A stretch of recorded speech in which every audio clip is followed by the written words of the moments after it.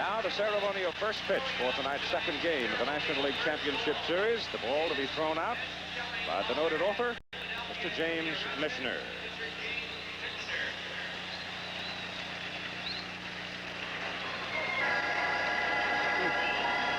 And we are ready to begin game number 2. The Phillies and the Astros. All right, let's take a look at the batting order of the Houston Astros. Leading off, and they've got their best lineup possible in tonight. Terry Poole, Enos Cabell batting second, the third baseman. Joe Morgan, the Pepper Pot, back in the lineup. Then Gio Cruz, and he knocked in 91 runs. Cesar Cedeno next, and after Cesar, the big man down. Then Alan Ashby, the catcher acquired from the Blue Jays. He's done a great job. Then Craig Reynolds, and finally the fireballer Nolan Ryan. All right now let's take a look at the Philadelphia Philly defense. The veteran Pete Rose at first base. He started off that 6th inning last night with a base hit, scoring ahead of Greg Luzinski. Rose at first, and Manny Trio will be at second base. The shortstop, the veteran Larry Bowa. Over at third base will be Mike Schmidt, the home run leader in both the American and National League. In left field, a man who did it all last night with one swing of the bat. Greg Luzinski has a base hit in every championship series game he's played. There's Gary Maddox in center field. And over in right field will be Bake McBride. The same lineup that Dallas Green started last night. Behind the plate, Bob Boone. And on the mound will be right-hander Dick Ruthven, a record of 17 wins, 10 losses, an earned run average of 3.55 this year. He won his last start the opening night, the first of a 3-game series at Montreal. So tonight, Ruthven and Ryan. Another day, it'll get a little more gravel in you. You'll be good on it in the blues. You're working on it. I thought he should have sung last night as a tribute to the Houston Astros. He should have gone Nashville. Should have sung Missed Opportunities on the first night in town. Terry Poole comes up, and look at the numbers on this youngster. He's a fine, tough, hard-nosed baseball player who will take and exercise any opportunity offered him. 282 on the year. Ruthven 3-1 against the Astros in 1980. Lifetime, going back to the time Dick was with the Atlanta Braves, 7-11. And we are ready to begin the first pitch of the second game of the National League Championship Series. It's just low for ball 1.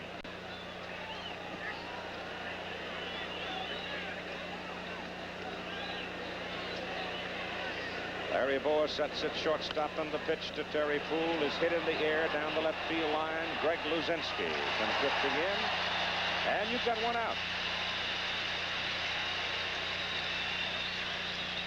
I think we're going to see probably kind of the same game that we saw last night, and it's going to be keyed on Nolan Ryan. Ruthven is really not going to give up too many runs. He's had good success against the Houston Astros this year, a record of 3 wins and a loss and a fine 1.41 ERA overall.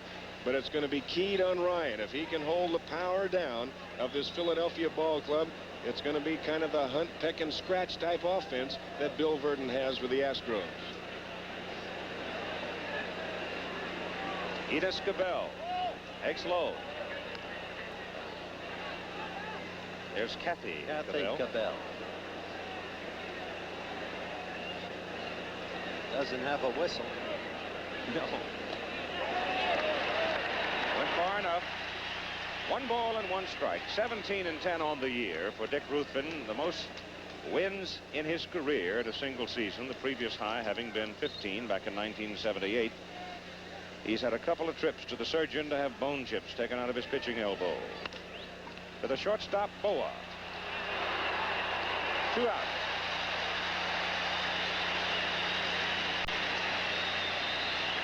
Now here's a very important figure for the Houston Astros, making his first appearance in the championship series, Joe Morgan. He has a very sore knee. Still, he says he feels like a different man tonight from what he was last night.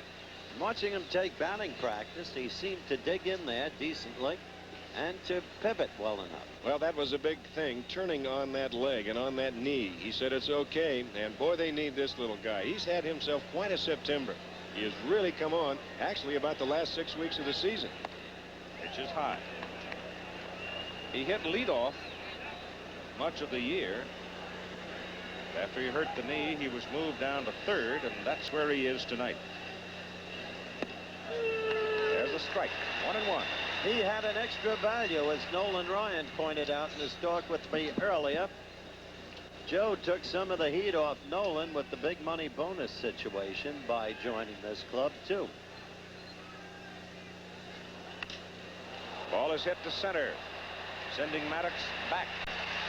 Gary makes the catch, and so Ruthven gets the Houston Astros in order in the top half of the first inning. We'll see now how the Phillies fare in the bottom of the first against Nolan Ryan. The lineup for the Phils: Petey Rose leading off. Batting second, the Baker man, McBride. And batting third, the superstar, Mike Schmidt. Batting fourth, last night's hero, the Bull, Greg Luzinski. Batting fifth, steady-going Manny Trio. Batting sixth, with or without his sunglasses, Mr. Maddox.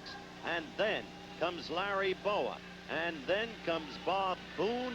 And finally, Dick Ruthven, who turned back the Astros tidily in the first inning. So defensively, from first to third, it'll be Howe, Morgan, Reynolds, and Cabell. The outfield from left to right, Jose Cruz, Cesar Cedeno, Terry Poole, and the battery tonight of Alan Ashby and Nolan Ryan. Ryan with a record of 11 wins and 10 losses and an ERA of 3.35 on the year. Ryan 1-2 against the Philadelphia Phillies this year. The key here is going to be the control of Ryan and basically the control of his curveball. If he can get his curveball over, he can be awfully tough. And that means that they cannot just lay back and lay on the fastball. So I think this game pattern for Ryan will set up very early. That stadium, an attractive facility here in Philadelphia. Pleasant place to play. The game of baseball is 330 feet down each line. It's 371 left and right and 408 in straightaway center. And coming to the plate, the leadoff for the Phillies is noted Pete Rose, who during the 1980 season had 5 hits in 10 trips against Ryan. Rose on the year hitting .295 left-handed and .254 right-handed.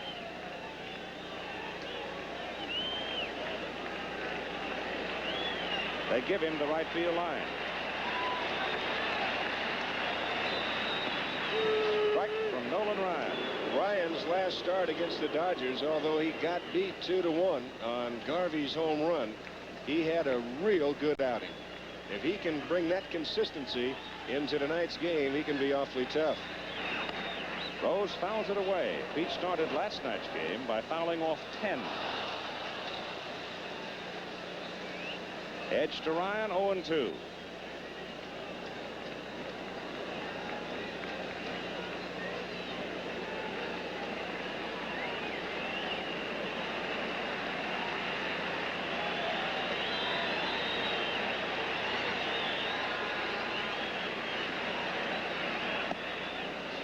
Fastball is high and away, 1-2. The key to Ryan, when he gets his curveball over, he's in the same category as Sandy Koufax. You can't look for one and hit the other because he has too much velocity on both pitches. And then if he can't get the curveball over, all you do is lay back and wait on the fastball. Then he can be in some trouble. That brings Ryan down off the mound. He thought he had one there. It is now 2 balls and 2 strikes. It'll take Nolan a while to get going. If he has any consistency, it's in his mechanics at the very start. High, full count to Rose, 3-2. And one of the big things that Nolan has to think about is keeping that arm up.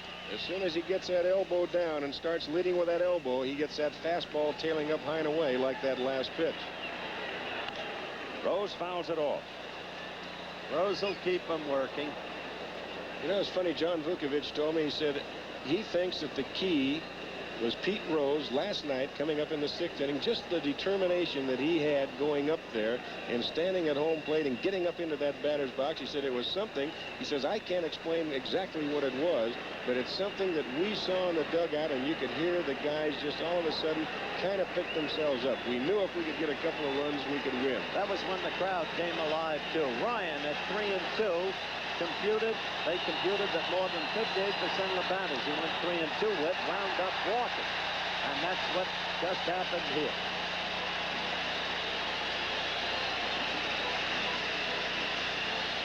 But, Keith, that was early in the season. After that computerization study, Ryan started paying closer attention to himself. Before the All-Star game, he walked 67 batters in 113.2 innings. After the All-Star game, he walked only 31 in 120 innings. But he fell prey to the old habit here with Rose. Pete bounces off. Bake McBride up. Takes ball 1. In the last 11 outings for Ryan, to give you an idea how he was able to cut down on his wildness, he averaged just about 1.5 walks per 9 innings, walking 12 in 74 innings pitched. That was then, this is now, and he's got a 2-0 count on Bake McBride.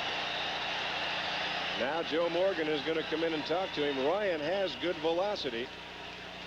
And you think that the little guy who right now you would have to guess that he is the captain of that infield, just more or less telling Nolan, come on, let's throw strikes. You've got good stuff. Let's make him hit the ball. There's no defense for a walk, and we've seen that already. Rose is at first, nobody out. Schmidt is on deck. Then you'll have Luzinski. He's about to start looking down the barrel.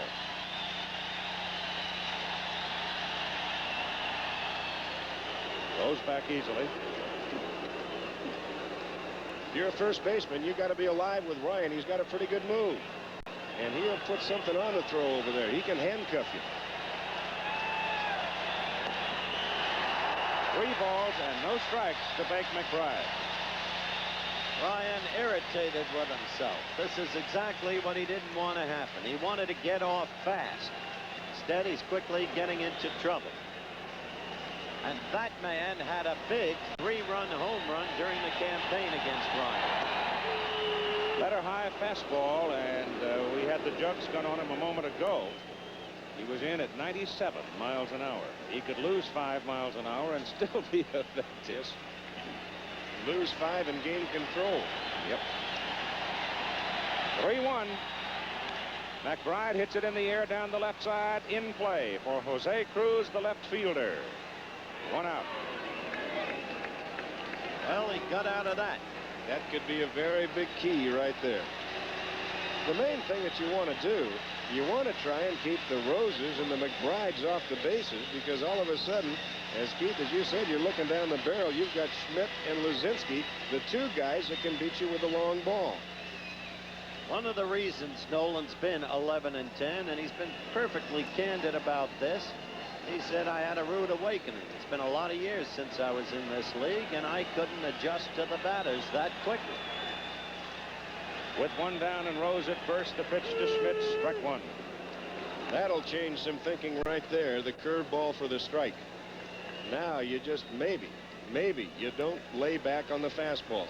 And that curveball of Ryan's, when it's working, dives straight down almost.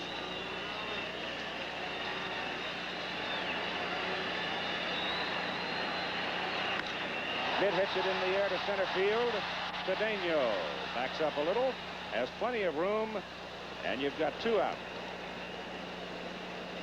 And there's a good heads-up play by Terry Poole right over there with Cedeno, because Rose was tagging, and on his way to second base, Cedeno, he couldn't lollygag around out there in center field. He had to get it back in, or Rose had been standing at second base. Here's the bull. Greg Luzinski, whose 2-run homer last night, put the Phillies on top. They went on to win it 3-1.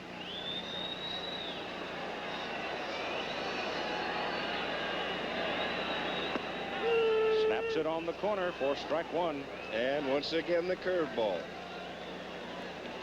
The book on Luzinski. Keep it up.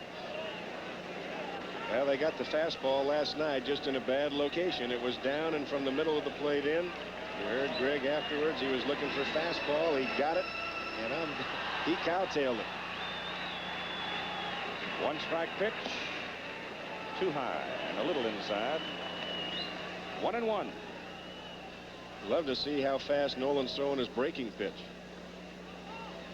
There have been times when he's thrown that thing 90 miles an hour. That's right. 1-1 to Lazinski. There's another one. 1-2. There's Gene the Bulls Lazinski. lady, Jeannie Lazinski. The Bulls said they had their best night of the year last night. Absolute satisfaction over that home run. The fastball rides high to make it 2-2. Raced a lot of wounds with that one, Keith.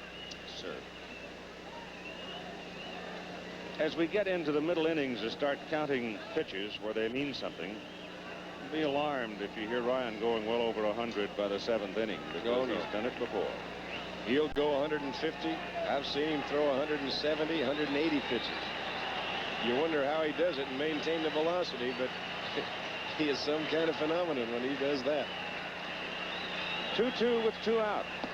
Swing and a miss. So he blows the fastball past the Bull. Striking him out, Pete Rose remains on first base, and so we've played 1 at Vet Stadium in Philadelphia, and we have no score.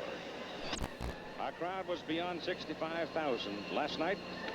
Could be we'll have the same number tonight, or close to it. It'll be Jose Cruz, Cesar Cedeno, and Art Howe for the Houston Astros in the top of the 2nd inning against Dick Ruthven. Jose Cruz 5 for 14 this season against the Philadelphia right-hander.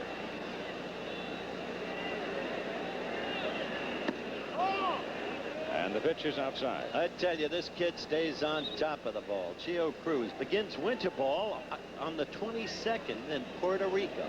Unbelievable the way he plays all year round.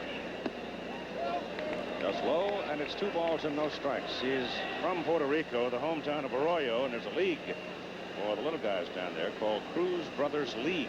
About 25 teams, and of course there's enough Cruz around baseball these days to make a full team. Bounce to Schmidt at 3rd. 1 out.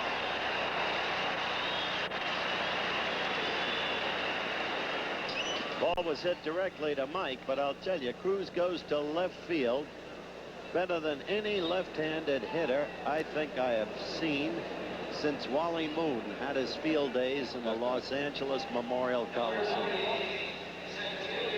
Cedeno at that 309 average. He was relatively quiet last night. They need something from him. He was 1 for 3 last night, but he's a very key man, hitting in that number 5 position tonight for the Astros. Bounces it sharply towards center. Good play by Trio. Throws a little high, but Rose is able to pull it down. And you've got 2 out. Well, a good play by Manny Trio, moving to his right because that ball was picking up speed. And what he does right here, he gets rid of it in a hurry. It throw was up a little bit, but he got rid of it so quickly, knowing the speed of Cedeno, that Rose was able to kind of manipulate over there at first base, move around to make the play, and still stay on the bag. He is a solid, steady-going second baseman. He had a great night last night, despite the fact that he nonchalanted Woods' single into the only Houston run. Art Howe is up, takes low. He was collared last night, 0 for 4, and he had opportunities to produce some runs in the early going against Carlton.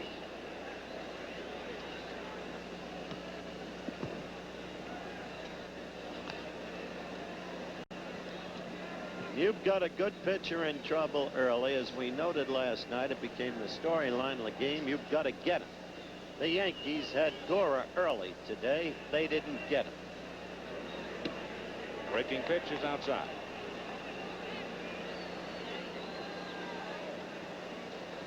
And Houston did not get called last night. 2-0 pitch. Fouled off the right side, drifting back, and it'll be just out of play.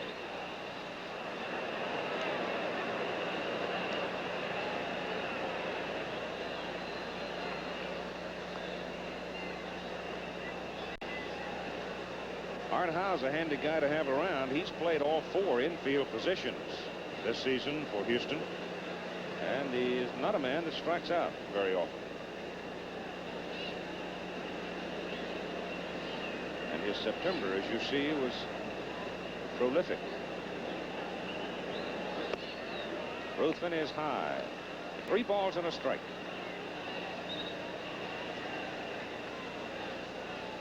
The Philadelphia defense pretty much straight away. Maddox shades him just slightly toward left center.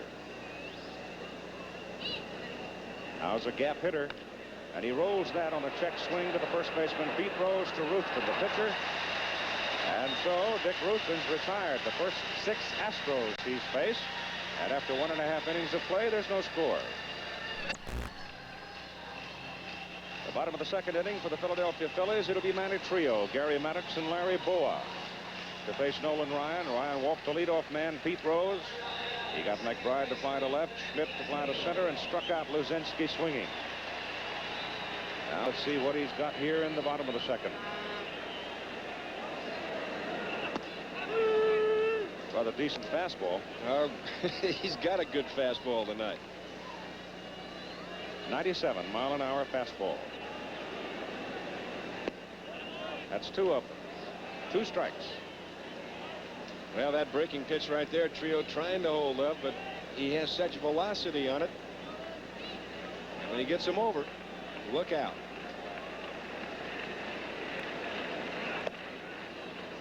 Reached a little, threw it high. He had a pitch, according to the Jugs gun, of 99 against Atlanta last week. That one you just looked at was 96. To the right side, first baseman Howe one-hands it with the spin that you've got on a baseball coming off the artificial surface. Scare you to death to try to take that thing one-handed without having something up there to help you box it around, but Art handled it.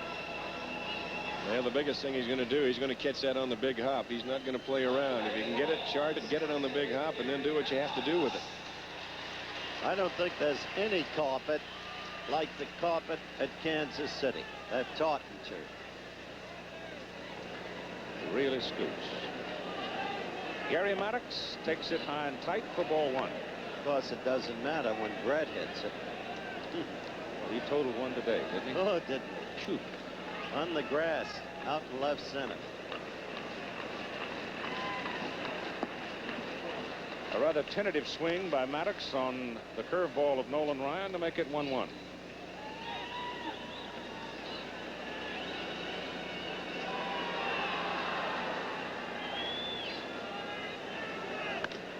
Ball is hit in the gap.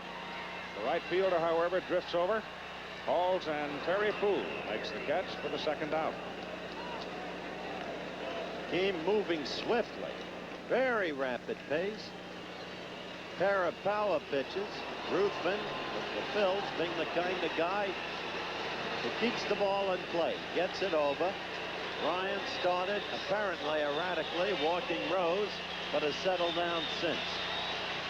Larry Boa, 259 left-handed on the year against Ryan. He swings and fouls it out of play, and defensively Enos Cabell has come inside the bag at 3rd, in case Larry has ideas of rolling one there. Well, they'll bring everybody in. The outfield is shallow except for the right fielder Poole, and they play Boa to hit to the opposite field.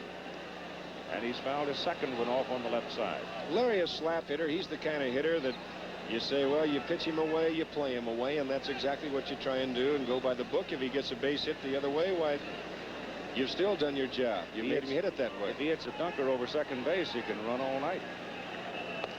That pitch is high. Well, with a count of 1-2 strikes, if he gets a pitch right now that he can pull and pull it over Morgan's head, then Nolan's made a mistake.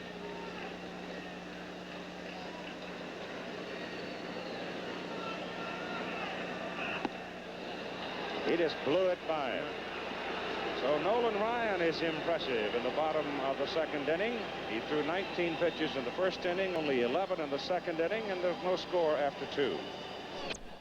The boss man of the Astros, Bill Verdon, whose expression doesn't change all that often, except once in a while you detect a little hardening of the jaw when things aren't going terribly well. It's the bottom third of the order. Alan Ashby, Craig Reynolds, and Nolan Ryan. I might say that Nolan Ryan did hit a 3-run home run for Houston this year. Few others in that uniform can say that. Ashby, 179 left-handed, 277 right-handed. He did not play last night.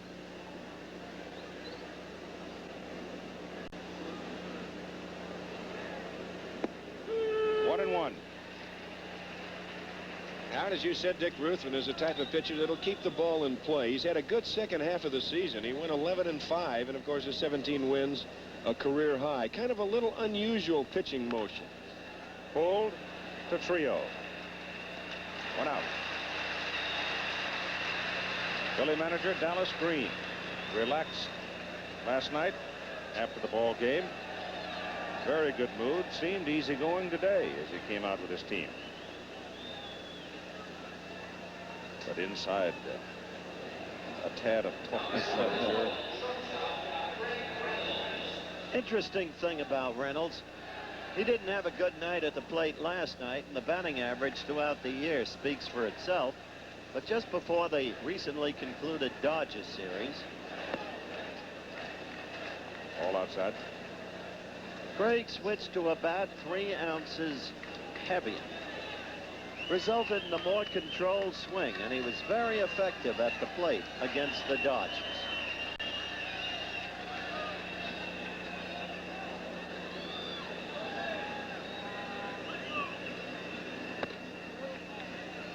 Ruthven goes to 2 balls and no strikes on the Houston shortstop. I was talking about that pitching motion of Ruthven. You'll see as he starts his takeaway, why he'll look right up into the glove and just check and see where the ball is, check the positioning of it, and then reach for the grip. Right there, you see him look into the pocket. 3 balls and no strikes. She's cute. She happens to be Mrs. Craig Reynolds.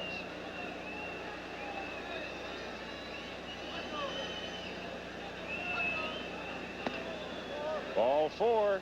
Here's your first Houston base runner of the night, with Nolan Ryan coming to the plate. Nolan has never been noted as a hitter, yet he was one of only 2 Astros to hit a 3-run home run this year, Don. Nolan's got the, he'll swing the bat. He's not up there he's not an automatic out. And of course he can sacrifice a little bit too. And you might think that that's what he's going to be doing right here with Terry Poole, the leadoff hitter, on deck. Squares to bunt, puts it down well over to Pete Rose, the first baseman, and Pete tags him out with Reynolds going up to second base. That's the type of offense that Houston will get going for you. They've got to try and move men in scoring position. They are not going to overpower you. They won't drive you out of the ballpark. Notice the bunt, playing for 1 run, and you do that with a pitcher like Ryan in there. Billy Morton made that point this afternoon on our American League Championship Series game in the first inning, when Randolph led off the game with a double to right center and was bunted a third. Al Michaels said, "Would you have done that, Philly?" He said, "Yes, if you've got Guidry in there, it could be a 1-run game and Guidry can hold it." Ball is slapped to the left side, and Luzinski comes in, traps the ball. Reynolds turns, scores. Houston. Ball gets away, and Terry Poole will go to third. Astros jump into the lead 1-0. And so the single produced the run because of the sacrifice by Ryan, and it all worked out. There's a line drive to left field. Now Luzinski comes in. He almost makes a play on this ball as far as the catch is concerned. He traps it. Makes a good play right there. That ball gets by him, and that might be an inside the Parker. But the bull comes up throwing. The throw is a little offline. Schmidt cutting it off all the way. Now the runner going from first to second, which was Terry Poole. He was stopping at the time. Schmidt threw off balance and went into right field, with Poole moving on to third. So a base hit, an RBI, and an error on the third baseman, Mike Schmidt, that enabled Terry Poole to move to third. And here is Enos Cabell, who bounced to the shortstop his first time. Astros to the lead, 1-0.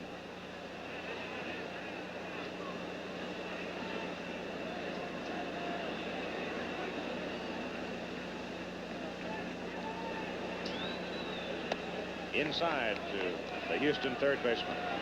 Here's the throw by Luzinski from another angle. Now the throw is offline. You see in the background Cabell telling the runner to get down. Now Schmidt throwing off balance back to Trio and throwing it behind him. You see the runner, he was actually halfway between second and, or I should say first and second. Terry was dead. Oh, yes, he was. If he makes the throw, why, they got him. Breaking pitch. Cabell takes it. 2 balls and a strike. Now, I was talking to Mike prior to the game. I said, where'd that ball hit you last night that Cabell hit? He hit a shot that staggered him. He says, I'm glad it wasn't over a few more inches. He said, I'd be eating through a straw. Feet on the ground, foul. Don Leppert coaching at third. Bob Lillis at first for the Astros.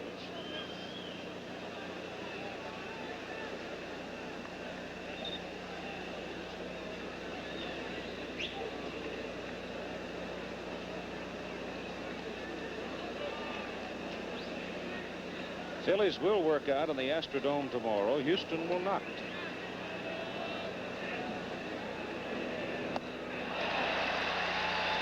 Cabell strikes out on a fastball thrown right through the hand. But the Astros get a run to take the lead 1-0. Stranding Terry Poole at third.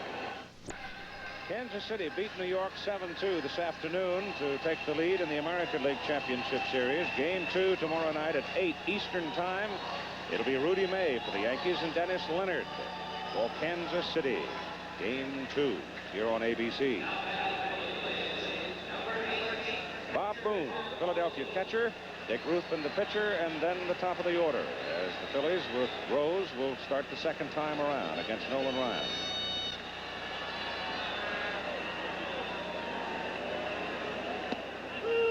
Strike on the corner. Yeah, when he gets that curveball over, boy, he takes a lot of initiative away from a hitter. You love to look at the eyes of the hitters when they go up there. They're as big as saucers against Ryan. First of all, you can't really dig in there too much because Nolan every now and then can get just a little wild. Ball is hit well to the right side. Terry Poole drifts with it to his left, flags it down for out number 1. This program an exclusive presentation of ABC Sports. Let's pause 5 seconds to allow our local stations to identify themselves. KETV Channel 7 Omaha. Here is Dick Ruthven coming to the plate now, the Philadelphia pitcher. The Phillies do not have a hit as yet off Nolan Ryan. The Astros have 1 base hit and they have 1 run and they lead 1-0. This fella's no chump at the plate either. 235 average. Fastball. Strike 1. The Phillies, as you look at Dick's wife Susan, the Phillies have some good hitting pitchers standing down around the cage, and boy, they go up there wailing. Larry Christensen. Yes, sir, and they work on it a lot.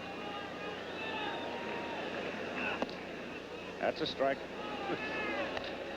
A little different, though, with this Texan out there. It really is. You talk about pure power. Remember that game he pitched against the Yankees in Anaheim last year in the twilight? He strikes out Ruthven. The ball squirts away, and Ashby will make the throw. That's strikeout number 3 for Nolan. Now for the second time, here's Pete. Rose walked his first time. When Nolan first appeared at spring training for the Mets in St. Petersburg, they knew they had a whiz kid.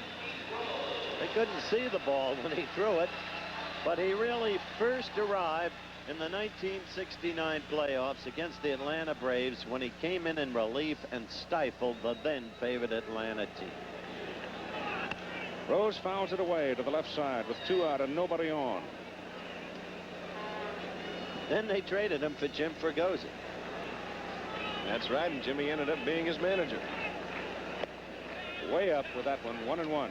That was the only way Fregosi ever got close to him. When he let that one go, he immediately started his walk off the mound, talking to himself. He'll take a few little turns around the mound. He'll have a little clubhouse meeting out there with himself every now and then. Just trying to keep everything in sync and not try and overpower every pitch. 1-2 to Rose. Pete, Ooh-wee. Pete says, all right, that one's for you, pal. I'll give it to you.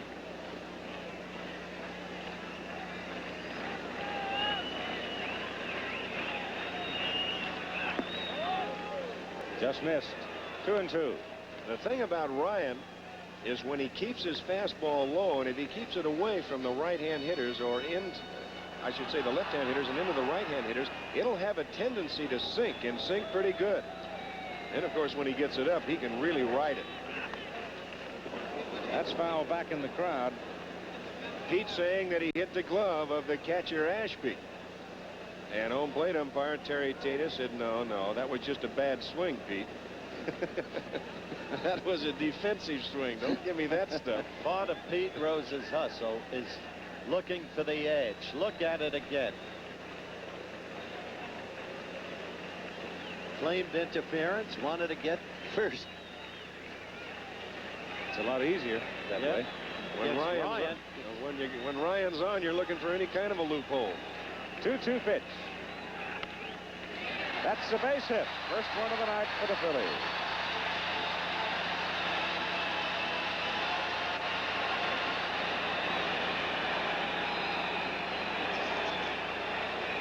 He's talking to Joe because Joe was riding Pete in the batting cage about, said your crouch is getting lower every year. They played together for so long and had so much success at Cincinnati. The crouch got lower this year. Petey hit only .282 and had 1 home run. Not normal Rose figures. Bake McBride. Strike on the inside corner. Bake's first trip. Fly ball to left field. Now you talk about unhittable location. That pitch was it, Mr. D. Yeah, Bake not too happy with that call, but that fastball tailing back in. There's Celeste McBride.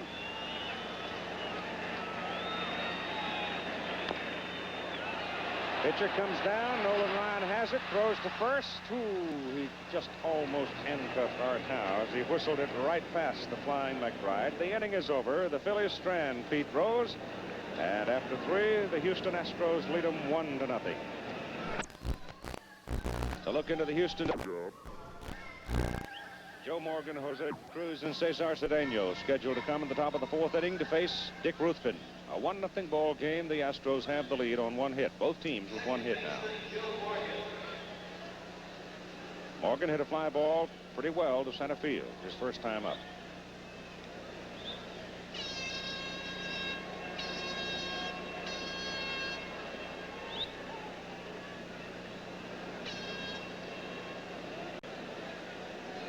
Joe did not produce the long ball against the Phillies this season.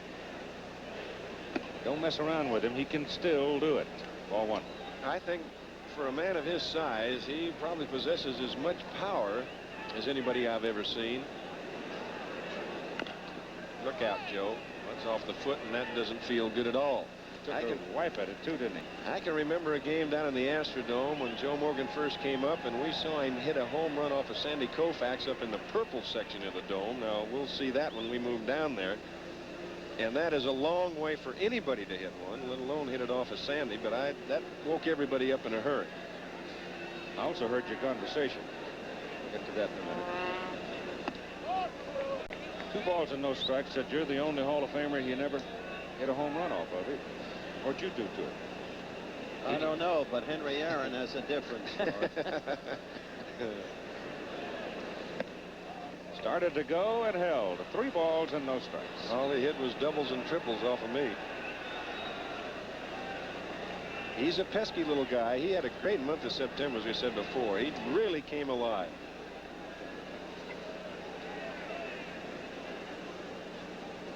Got to be 3-1. He fouled one off, didn't he? Off his foot. Scoreboard showing 3-0. The pitch, low, and Morgan's aboard. I talked with Chio Cruz before the game. Houston has a remarkable strike-back capacity. I asked him if he was dismayed after last night. Well, I don't, Steve Carlton is the best pitcher in baseball. He beat us most of the time, but the pitcher they have. I mean, they have the other good. Peterson is a good pitcher. That guy too. Steve Carlton is the best pitcher in baseball. Fine, perfect. That's scared of that. Said rid of Steve Carlton. He's the only good pitcher they have. As I said, for a team without power hitting, Houston has proved itself throughout the year to have remarkable strike back capacity. And if they can get Ryan another run or two, look out for this game. Jose bounced to the third baseman Schmidt his first time. Morgan creeping away at first. And Cruz hits it high in the air again to the left side for Greg Luzinski. One out. The big thing that Houston was thinking about coming in here, of course, it would have been nice to win 2, but they're thinking if they can leave Philadelphia with a split, we're back home, and they play well in the Astrodome. Oh, do they? By the way, Nolan was pretty close to unbeatable in the Astrodome all year. It was on the road that he had his troubles. He was 3-8 on the road, 8-2 in the Astrodome. Thus the 11-10 mark. Cedeno. Fine play by Trio got him his first time up in the second inning.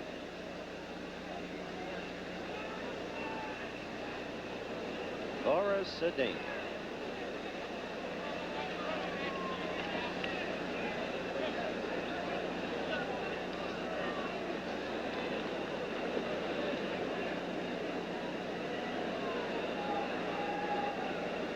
You've got one out, Morgan at first base, and the pitch is inside to Cedeno for ball 1.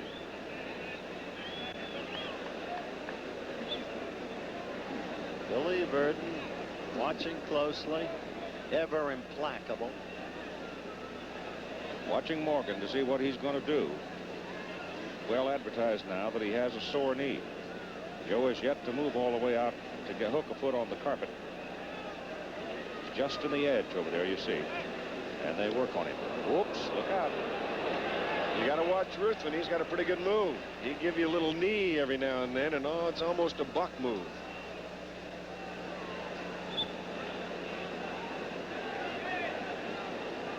Crowd very quiet. 1 ball and no strike. Cedeno late that time, fouls it back, 1-1.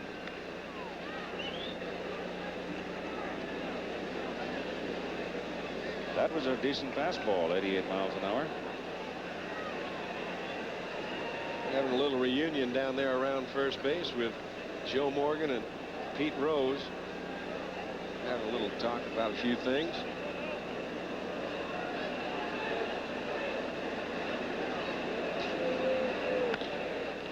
To the shortstop, Boer. Morgan hooks into second base. He's out on the force play. Cedeno aboard at first. Now, he looked like he moved pretty well. Now, there's the case of having a man on first base. You take a base hit away, but Larry Bowa got over there in a hurry. He knew he had just one play, and that was to get the lead man, get Morgan at second base. Larry moving well to his right, the ball coming up, and after that, it's just get the lead man. So you've got 2 out with Cedeno at first and Art Howe at the plate, and he pops it foul back upstairs. But the point is, Joe Morgan seemed to move well. He did. He ran down to second base well, and you didn't really see that much of a limp.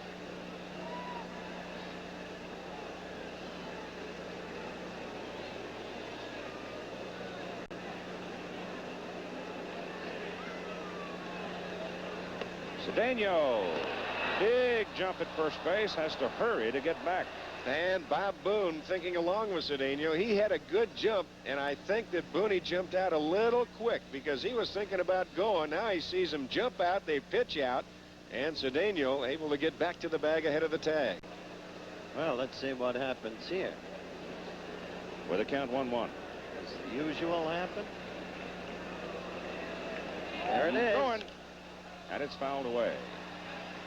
Again, Billy Martin made a point today. He likes, invariably in Major League Baseball, after a pitch out, you'll see the runner go on the next pitch. You know that, Don. Well, that's true, and there's But no reason Billy, you shouldn't pitch out 2 times. Of course, in a 2 row. times. And as a matter of fact, Warren Spahn used to do it 3 times in a row. Do you remember? I've seen Spahny do that. I've seen Robin Roberts, pitchers with good control. there's no rule against it, and you may as well. If you know you can get the ball over the plate, go ahead and pitch out 2 times, and I have seen it 3 times. You're right. Ruthven has a 1-2 count on Art Howe. Number 6 man in the order, the base runner on the right there. Does not go this time, and the pitch is high. Well, there's a little change of pace right there with the count 1 ball and 2 strikes. They can play around with a pitch out. And that time, Cedeno just taking a normal lead and watching the pitch.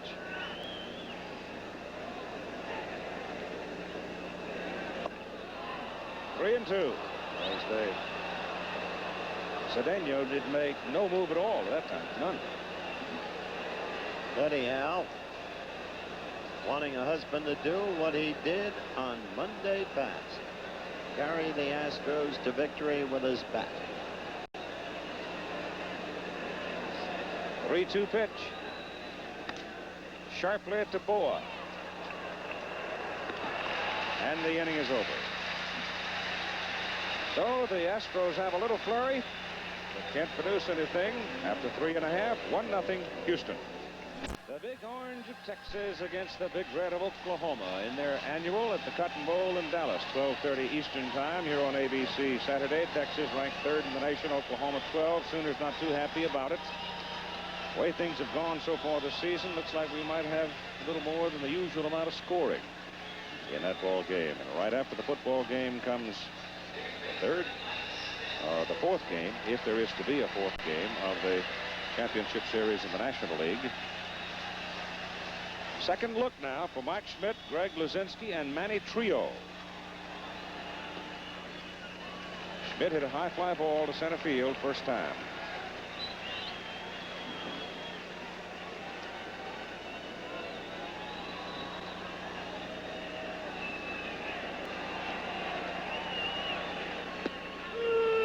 Breaking pitch is in. 1-1.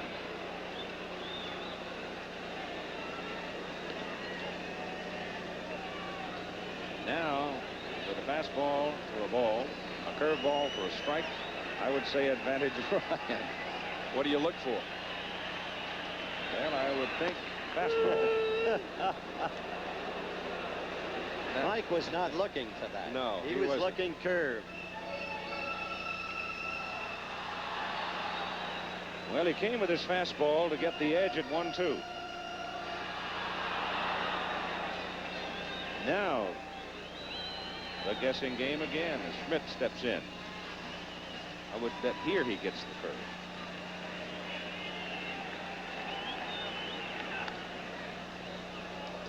And lose again. Yep, he brought it up and in, trying to move that ball inside.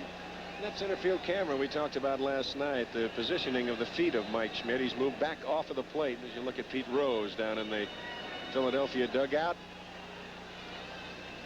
But Mike has moved back off of the plate, and it's quite noticeable if you can think back and picture his old stance. Look at that right foot. He's well back. Ryan that time was trying to move that ball in. Now they'll go away from him. And he fouls it away again. So Ryan throwing strikes to Schmidt. The count is 1-2. The Bull. Luzinski, who struck out swinging his first time. Interestingly, Nolan has gone 3-2 only once, and that was the opening batter, Pete Rose, whom he walked.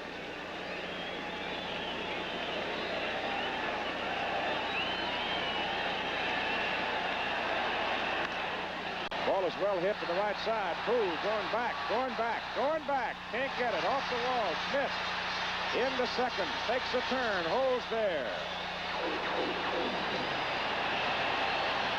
Missed his home run by about 4 or 5 feet.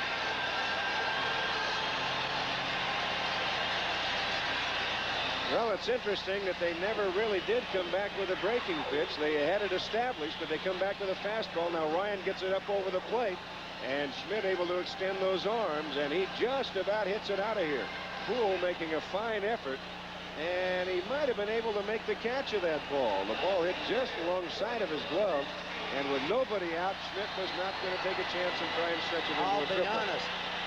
Mike hit that ball and hit it hard to the opposite field, but better timing, and Poole catches that ball. You're right. Better timing on the lead. Curveball is in for a strike on Luzinski.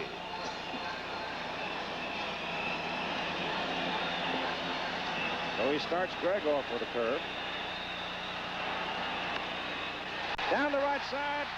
In there for a base hit. Extra bases for Luzinski. Mike Schmidt comes in to score, and we're even at 1. Ball gets away. Backed up by Cadell.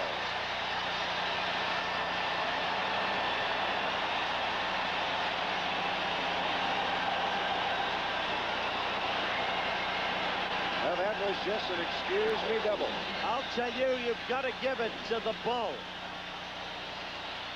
Here we go again. Fastball. He just tried to get out of the way of it. It's just a check swing double. That's all. He started, held up, but he's strong enough. The ball hits the bat, and by the time the smoke clears, Schmidt has scored, tying the score at 1, and Luzinski's at second base with a go-ahead run. But whether a check swing or not, the record proves that Luzinski has been maybe the most remarkably consistent player in championship playoff series in Major League Baseball. Frio lays it down. Howe, first base, makes the play to Morgan covering, and with nobody out, Luzinski moves over to third with on the sacrifice. So you've got 1 out, and the go-ahead run at third, and Maddox and Boa scheduled to come next, and a fly ball can produce the man from third. Well, Greg Luzinski has hit in every championship game that he's played in. Right. He actually holds the record. Now is the time. Ryan needs a strikeout. What a remarkable statistic that is. Especially when you think that the Major League average is about 55%. That's fouled off. Well, you also know full well that his manager, Dallas Green, is aware of it. No doubt in anybody's mind but what he was going to move Luzinski over to third with nobody out. All Dallas ever wanted Gary to do was wear sunglasses in Los Angeles. Pitch bounces in front of the plate, and it's blocked by Ashby. It's 1-1. So the Phillies here in the home half of the 4th inning with a big crowd buzzing behind them now as they've tied the score.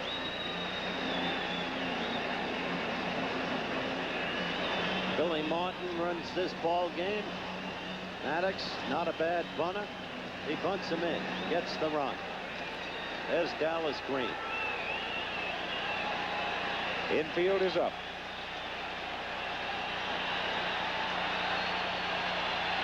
See how tight they are, right to the line. 1-1 to Maddox. Ball is hit sharply to left field for a base hit. Greg Luzinski scores, and the Phillies lead 2-1. So that adds to Gary Maddox's remarkable statistic that we just showed you. He didn't have to bunt. Green had a better idea. Shows you how things can turn around also in the course of a ball game. Ball hit to the opposite field by Schmidt, and it might have been able to have been caught, as you say, on a better timing leap by Terry Poole, although the ball was in a tough location. And excuse me, check swing double by Luzinski, and now the base hit by Maddox, and all of a sudden the Phillies on top 2-1. Larry Boa. They pitch out. Maddox stays at first. Ball 1. See Larry taking a long look at Lee Ely at third. Ruben Amaro coaching at first.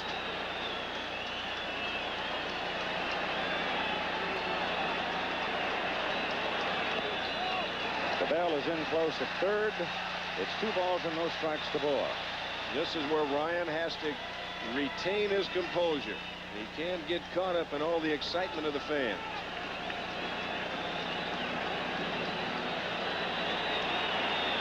Runner goes. Pitch is swung on. Hit to left. Cruz there. Makes the catch. Runner comes back. Cruz was perfectly positioned. Well, they play him away, pitch him away, and the velocity that Ryan has, why, you're just about rest assured that that's where Boa is going to hit it to the opposite field. Bob Boone, the batter, with 2 out.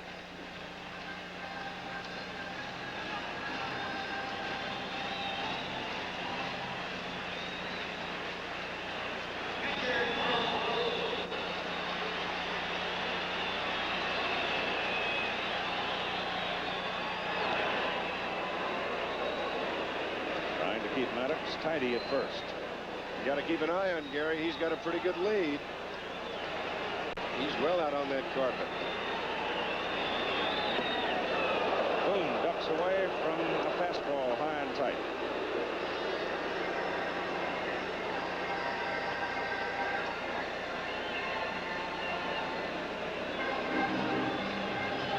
Belies some of the old wisdom, doesn't it? All of his home runs off right-handers.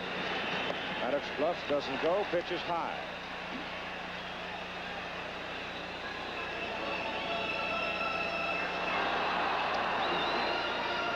The Phillies now with 4 hits. They lead in the ball game 2-1.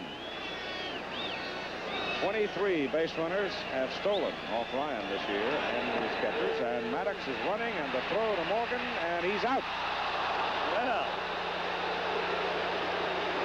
we'll have to have another look at that one. Doug Harvey said he got him up on the back of the shoulder, back of the neck before he got to the bag. Ashby had something on the throw. So the inning is over. And the Phillies take the lead after 4, 2-1. Another look at the inning-ending play. Now Maddox moving in to throw to Morgan into the runner, and Doug Harvey said he did something and scraped his head, and that's it. Maddox complained a little bit. Here's a look at another angle. Maybe Well, got from him that on the angle, shoulder. it looks like he did. That's right. Those 2 angles kind of nullify one another. Well, there's no umpire in baseball I respect more than Doug Harvey. He made the call. And that's right. So I can't. And the inning's over. Yeah. That's the single most important fact. Ashby, Reynolds, Ryan for Houston as we go to the top of the 5th inning. So now it's really being put to the Astros.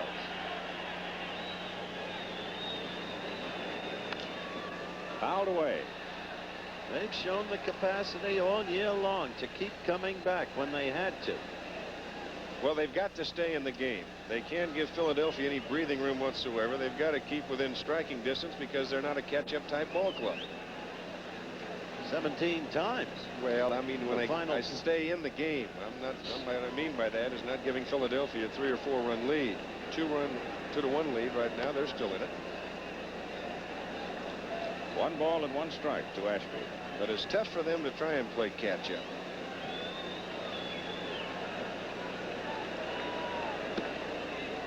Breaking pitch misses, and it's 2-1. You got Morgan with 11 home runs, Cruz with 11 home runs, Cedeno the leader with 13. That's it. But you're playing in the Astrodome. It's hard to hit it out there. Oh, that's a good pitcher's ballpark.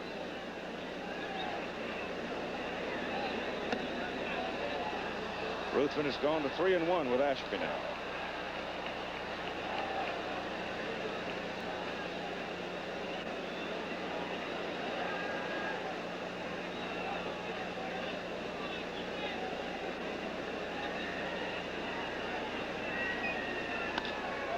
Sharply struck, foul right side. Right fielder McBride has to retrieve it. Now it's a full count, 3-2.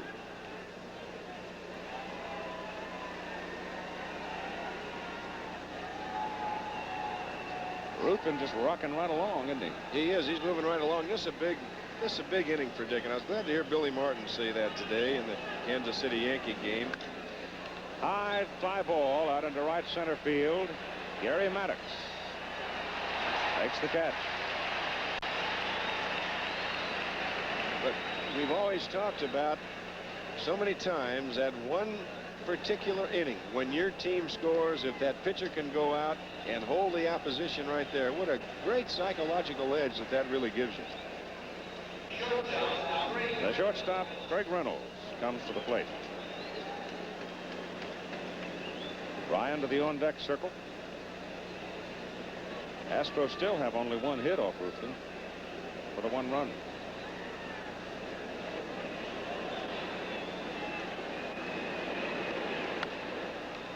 That ball is hit in the air to the left side. Luzinski coming across the foul line makes the catch. 2 down. Tonight, after your local news, ABC News Nightline examines the growing wave of anti-Semitism in France following several violent incidents over the past few weeks. Ted Koppel talks via satellite with Simon Wiesenthal, the famed Nazi hunter, and Rabbi Williams, whose synagogue was bombed a few days ago. That's after your local news tonight on ABC News Nightline.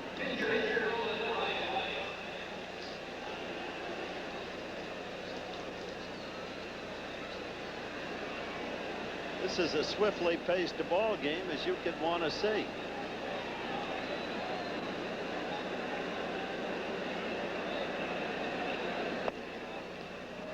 Ryan up, takes ball 1. Nolan's got to be a little concerned about swinging the bat because towards the end of the season he hurt his back, his lower ligaments in his lower back, swinging a bat. Ball is hit well down toward the right really field corner, and it is a foul ball. I tell you, that ball had carry, Keith. Yes, it did. It's 330 down the line. He hit it 328. Just foul.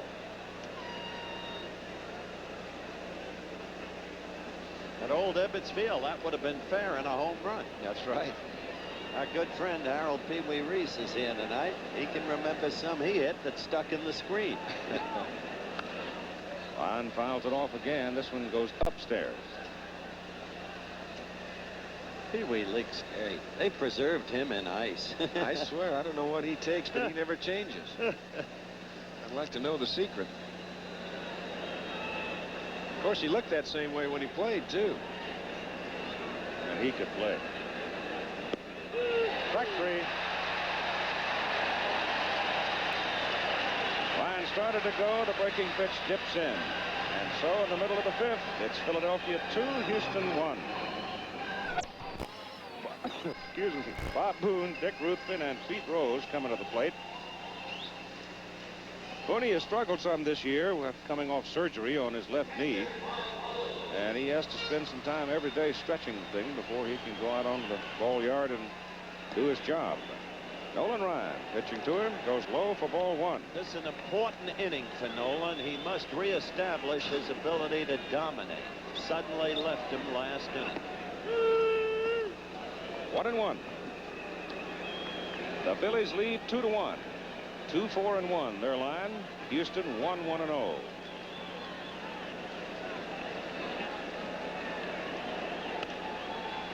The shortstop, Greg Reynolds, slings it over to first for 1 out. That was not as easy a play as it looked, Don. That ball bounced up into him. He didn't expect it, and it played him. It did. It came up on him just a little bit, but Craig was in front of it and able to move the hands up to make the play. Ruthven, who struck out swinging, the Philly pitcher, comes up. These two teams travel tomorrow, resume Friday afternoon at the Astrodome in Houston. It'll be game number 2 tomorrow night at 8 Eastern time for the American League teams, the Yankees and the Royals. And the fastball is on the corner for a strike. Well, it'll be easy for you to go from Houston to Dallas for the Oklahoma-Texas game. You plan things well, don't you? You look at the last 2 years and you wouldn't say that.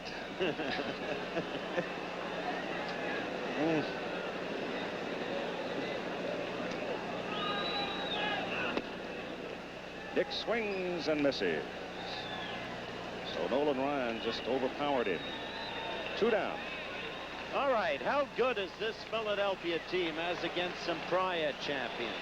I asked Pete Rose that question. Well, very similar. I think this team is pitching rich right now. You know, you got an offense surrounded by Mike Schmidt and Baker McBride and Lazinski and people like that. But I don't think there's any team I've ever played on as good as the 1976 Reds. That is the only team that ever won 7 straight postseason playoff games. 3 here, 2 against Philadelphia, went back to Cincinnati and swept the Phillies, and went and swept the Yankees in 4 games. So that was just an awesome team. Oh, Petey. Tell it like it is, Petey. Walked and singles, and he's got 2 singles. Punch in the hole to left. You're talking about Harold Reese. How about this guy?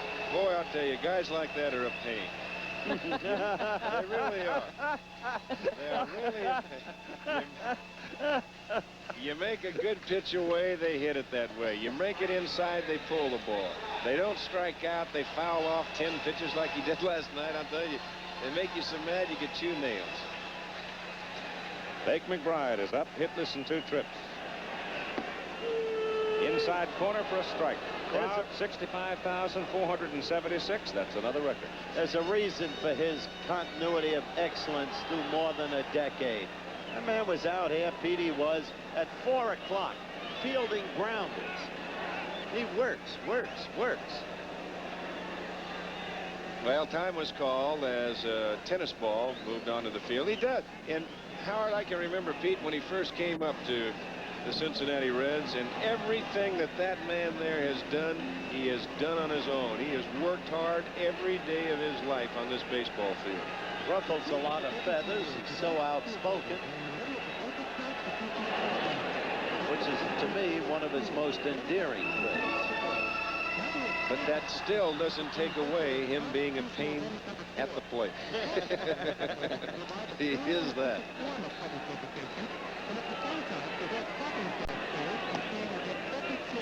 Took a little off that pitch. 1-1.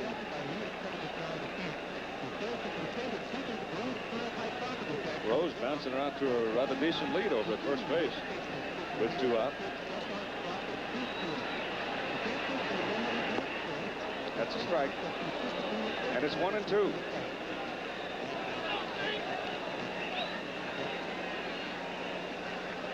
Nolan so far has really kept his command well tonight.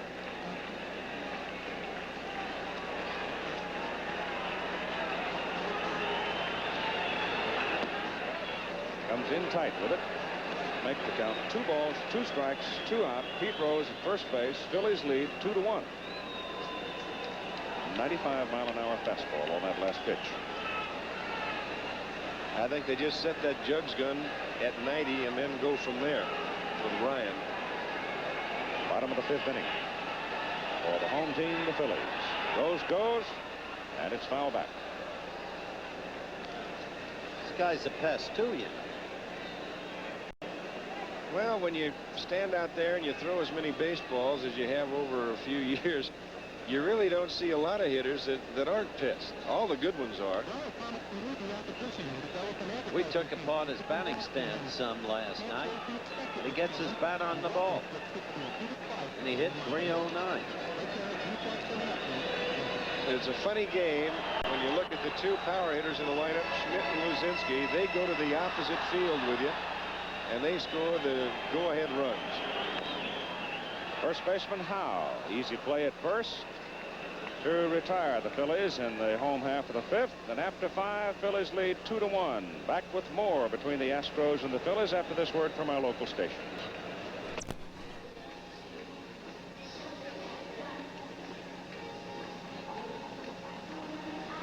The score is 2-1.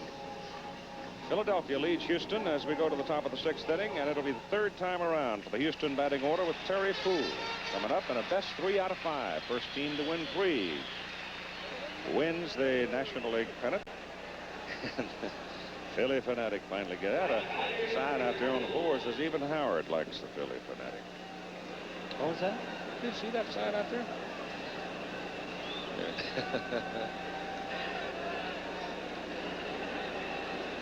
Poole, Cabell, and Morgan. Bounced right at Manny Trio. 1 out. Remember what we said, Ruthven keeps the ball in play. He's been busting through this Houston lineup, apart from the 3rd inning when he issued a walk to Craig Reynolds. Ryan sacrificed Reynolds, and with 2 out, Buell shot a single to left to score the runner, and that's been it. Ruthven's been pretty tough in his starts this year in the later innings, because he's actually at an ERA of just about 2. So the longer he goes, well, you could be in a little trouble. The Phillies trying to hold on right here to that 2-1 lead. He's only allowed the 1 hit. Right straight up in the air. Cabell. Catcher comes back, and it's on the dugout roof. And Terry Tatum slid down, almost tumbled into the Houston dugout. The home plate umpire coming back for a look at it.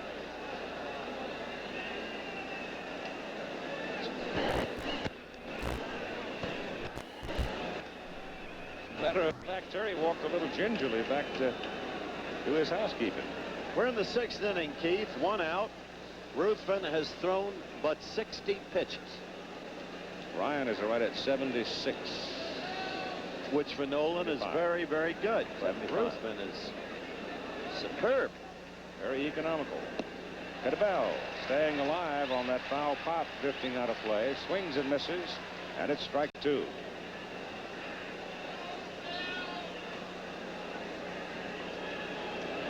Now that's an interesting statistic too on our friend. That's not bad whatsoever. No. The 2-strike pitch. Enos strikes out. That was a feeble swing. Defensive. Incidentally, Reggie had a difficult day today in Kansas City. Seemed to me he was swinging defensively against Gura. Larry Gura hit some excellent spots on him too. There is Mrs. Morgan.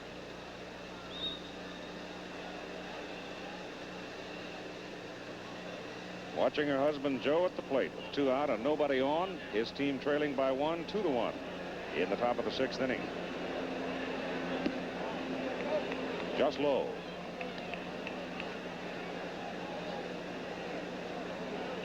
The Philadelphia pitching situation is very orderly. It's rested. They've got the people where they want them. And you heard Pete Rose say that this is, in his mind, a pitching-rich club. Well, the pitching matchups for that Friday game will be Larry Christensen and then Joe Niekro. Now, you just saw that Joe is hitless in his last 14 at-bats. That's because he's been hurting. 3 balls and no strikes to Morgan right now. He has a way of coming through, just as Pete Rose does. Pops it up, and it's not a play foul. That's interesting. Verdon gave him the go-ahead behind a run. 3-0. Right. He's going to take one shot at him. I like that kind of manager. Well, you're not doing anything. You've only got 1 hit. But you manufactured the 1 run. Verdon's a remarkable man. Morgan checks on 3-1 and takes it. And walks for the 2nd time. I say that, Keith, because of Billy's determination to become a manager. What he gave up to become a manager. The man who figures centrally in that story, and perhaps we can take a look at Billy in the dugout, is a man named Bing Devine, as the shoe is fixed. He's changed shoes. He does. He has his spikes on the spikes on the back foot, and then when he gets on the bases, well, he'll put on. They're both the soft sole type shoes right now, but he'll use the spike shoe on the back foot to get a good toe hold. I can't tell whether Pete's giving him the business or not. He's saying, what is this? Changing your wardrobe out here in public? That's kind of a dangerous place. Yeah, I wouldn't want him to slide. No, that's on the back of Bobby Lillis. If he slides, he's in trouble, and we've got a scoop. Just means sitting down. It's a dangerous place to have. That's right. I remember when Mr. Rickey thought he had another Pee Wee Reese in Bob Lillis. You remember? Yes, sir. Out of the University Bob of came Southern up California. to the big leagues. It didn't take long to discover he would never be another Pee Wee Reese. Joe Morgan edging off and draws a throw from Ruthven. Joe trying to make something happen here. Billy Burke. There he is. He had 2 or 3 years, good years left as a player. Keith, he was making $55,000 a year for the Bucks, but he knew he couldn't play forever, and he wanted to become a manager. He spoke to Joe Brown, then the general manager of the Bucks. Joe said, we'll make you a manager. We'll start you an A-ball. Bill thought he could go higher than that. We'll finish the story. Cruz looks at it, and it's 2 balls and a strike to Jose. And so he got permission to call Bing Devine. Then running the New York Mets, and he called Bing, and Bing gave him a job as manager of Williamsport. And he went back to about $15,000 a year of his own volition, all three. After serving as manager at Williamsport, he rejoined the Pirates as a coach, but he was destined to be the manager that he became, and now he's one of the best in the business. He's a remarkable fellow. Ruthven has gone to 3-1 on Cruz, having walked Morgan. Joe's going on 3-1, and the throw, and he's safe. But it was ball 4, and the throw really actually meant nothing. Booney thought he might have had a strike, might have nipped that outside corner, so Joe going down there for naught, but he does not know whatsoever because the play is in progress. Pitch was Morgan close. running. It was close. Booney thought he had it. He might have jumped up just a little too soon and blocked the vision of home plate umpire Tata. Now the Astros have the tying run at second base, the go-ahead run at first base, and you'd have to say they've got a man that they want at home plate in Cesar Cedeno, but as yet he has not done anything in this playoff series. That's true, but this is the way the Astros come back and suddenly strike. First evidence of loss of control, unusual for Ruthven. The poise of Ruthven now being tested some as he walked Morgan. He walked Cruz. 2 out, 2-1. Phillies lead, top of the 6th.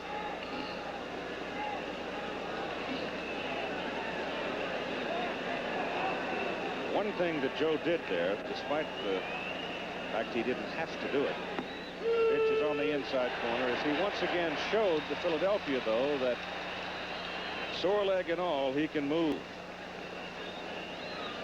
You never know. Somewhere down the road, it may have a meaning. I would think Cedeno would want that last pitch back. That's fouled away. It appeared he was taking that first pitch all the way. He got the breaking pitch inside. Now fouls off the fastball that's out away from him and in a hole, and is not too happy with himself.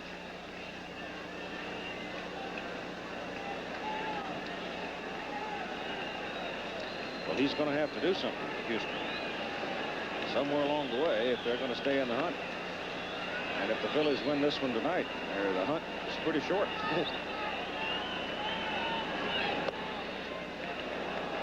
A little more aggressive in his movement at the plate that time, as he went all the way with it and looked it right into the glove. 1-2. Art Howe is on deck.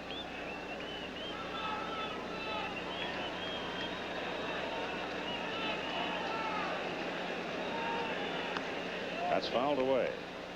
Morgan at second, Cruz at first, with 2 out.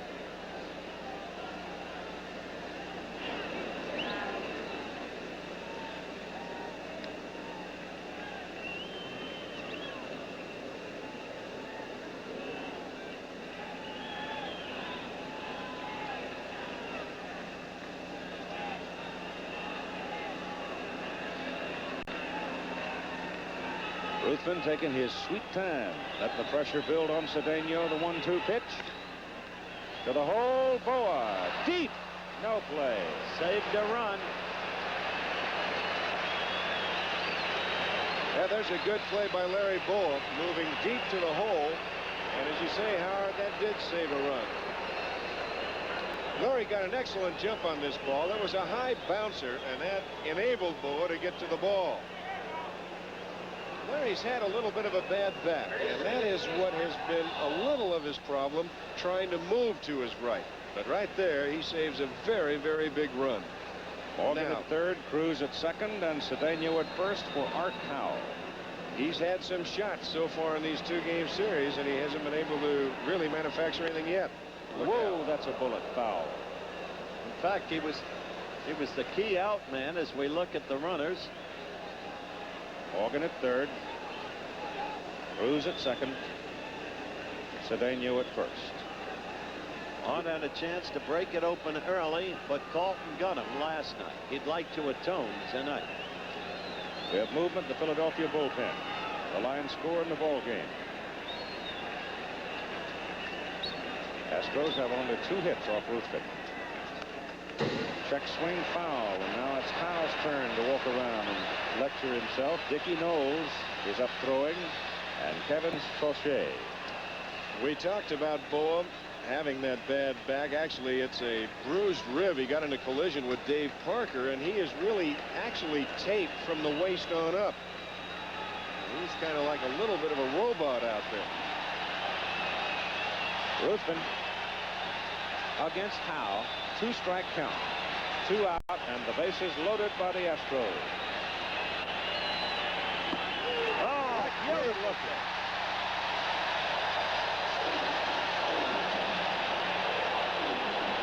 Well, that's one of those moments that can haunt a man. Howe strikes out looking. On this pitch from Ruthven, Houston leads the bases loaded. And after 5.5 innings of play, the Phillies lead it 2-1. You're watching the National League Championship Series. Let's pause 5 seconds to allow our local stations to identify themselves. KETV Channel 7, Omaha. Bottom of the 6th inning, Mike Schmidt, Greg Luzinski, and Manny Trio are the scheduled hitters. Mike Schmidt with a ringing double off the wall in the 4th. Luzinski a double to follow. Gary Maddox had a single. He had 3 hits in that inning off Ryan. They got 2 runs home. They lead in the ball game by a score of 2-1.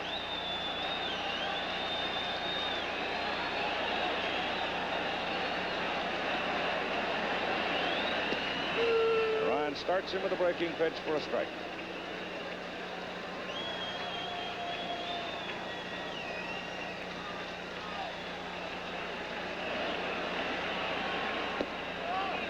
Just outside. See Nolan kind of adjusting his thinking this time around. He stayed with a fastball as Schmidt his last time at bat when he had him in the hole, and that's when Mike doubled off the right field wall.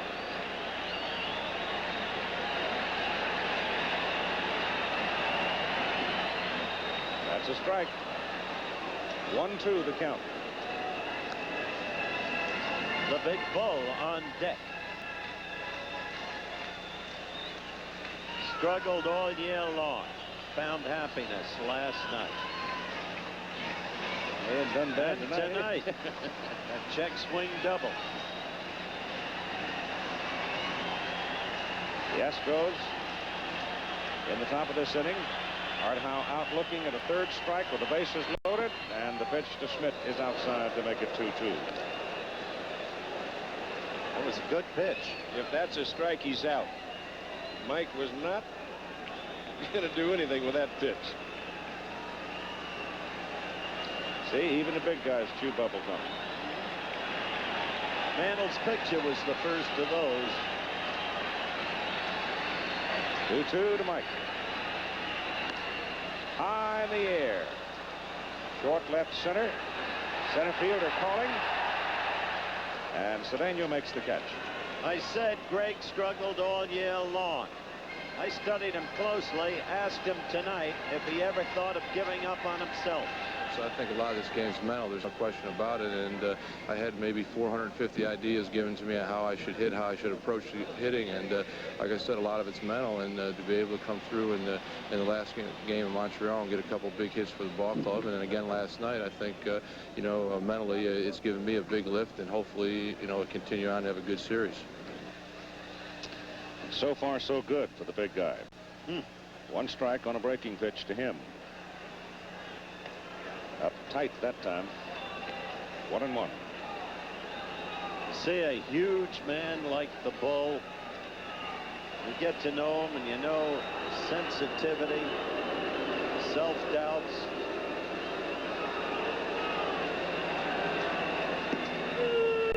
Pretty fair pitch right there. 1-2. Ralph Houk was right.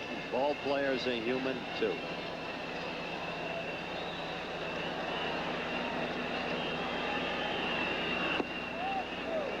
Mm. 2-2. You see Nolan Ryan shake wanted his... that one. Yeah, he thought he had it.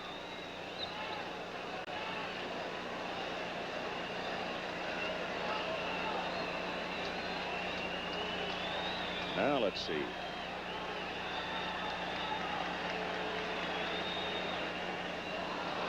got him. Strikeout number 5. After watching Ryan for so many years, I just firmly believe that times that he can handcuff umpires too. And I've talked to certain umpires, and in a course of a game, and especially if Nolan Ryan does not have his real good control, and all of a sudden that catcher starts bouncing around back there, that's what really gives him trouble. But they say, hey, their big man throws too hard at times. We're going to miss some pitches. Manny Trio with 2 out. Fouls it away.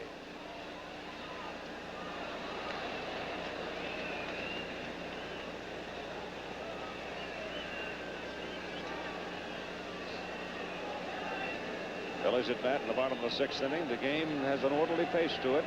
They're not quite at 2 hours yet. Outside. 1-1.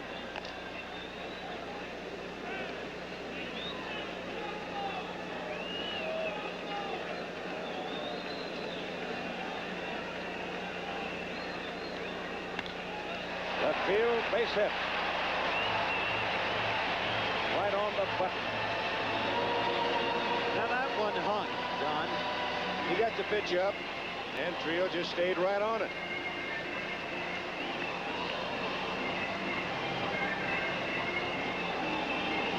Here's the man who knocked in the lead run.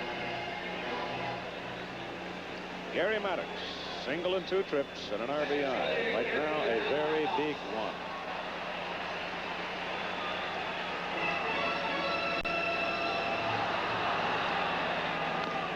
Foul ball. Watching the Houston Ball Club tonight and tonight, they look just a little down. They look as though they're waiting for something to happen, but nobody yet has taken the bull by the horns to make things happen. Hard to do that when you get 2 hits. Look out. Throw to first, hits the umpire, Bruce Fleming. I'll tell you, it's not going to hurt Bruce. The umpires are fair game. They're in play, but you don't like to see that happen. I'll tell you, Brucey, I said last night, he's like the guy who was the last draft choice of the Baltimore Colts in 1970, Don Nottingham, who later gravitated to the Miami Dolphins and proved to everybody he could play football. Same kind of build. Butterball, but it's all muscle. By hitting Fromming, though, it keeps the base runner at first base. Otherwise, Trio is moved around. He might have gone all the way to third. I'll guarantee you one thing. Bruce is hot. He probably is. Get somebody down in that Philadelphia dugout, you know, is yelling out at him, move around, get out of the way. Gary Maddox is the hitter with 2 out. Manny Trio on first base. Maddox having knocked in the go-ahead run. Rose looking on. It was Maddox last night who took the considered risk and moved from 2nd to 3rd and eventually scored the 3rd run of the ball game. Gary swings and misses and strikes out. That's number 6 for Ryan. The Phillies are turned away after 6 innings of play at the vet in Philadelphia. 2-1, the Phillies lead. Well, good-looking quarterbacks in that football game on Saturday. Donnie Little, who's closing in on a whole lot of records for the Longhorns, and J.C. Watts for Oklahoma. We'll have it for you out of the Cotton Bowl in Dallas. What if Alan Ashby, Craig Reynolds, and the pitcher spot? What if you get an 80-40 score? I'll be tired when I get to the dome. Smith and Zambito in the Houston bullpen with the pitcher spot coming up 3rd in this inning. Ruthven delivers, and Ashby hits it a mile high into right center, and it'll be Bake McBride. 1 out. There's the bullpen. The right-handers, Smith and Zambito, the lefty. Philadelphia bullpen staying busy behind Ruthven. You have Ron Reed, the right-hander, and Kevin Sauché.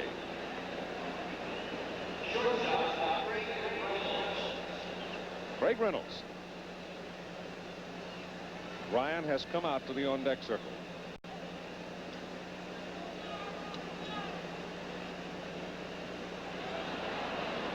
It wouldn't surprise me if Reynolds makes an out that Bill Verdon lets Ryan hit. That's a strike. And he'll put all of his cards on the 8th and 9th inning with the top of his order coming up. It's really a manager's dilemma right now when you get a man pitching like Ryan is, or Ruthven, and all of a sudden you get to a position where you have to use a pinch hitter for him. Here's the difference between the designated hitter and as in the American League, and they don't have it in the National League. That's fouled away out of play. There would be no choice whatsoever. There wouldn't be any problem if you're in the American League, because you've got the extra man in there. But now you put yourself in the manager's spot. Do I take Ryan out or do I leave him in? Especially when you think of how many times Ryan has gone into the last few innings with a lead, if they can get a lead and hold it.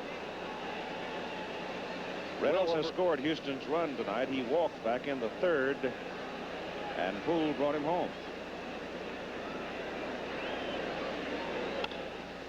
To the right side, down the line, Rose to the pitcher, Ruthven. They get him. Nice timing on that play. And he's going to hit. Well, you look at it again. Pete's got to stay back, and he's got to play it on the big hop. Now, Reynolds hustling hard down the line, but Ruthven getting over there. A nice underhand toss by Rose, and they just do get him. And as I said before, Ryan will hit.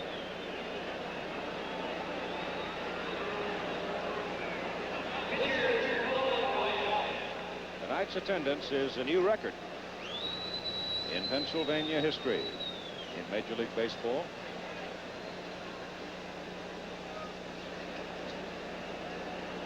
With 2 out, Ryan is up.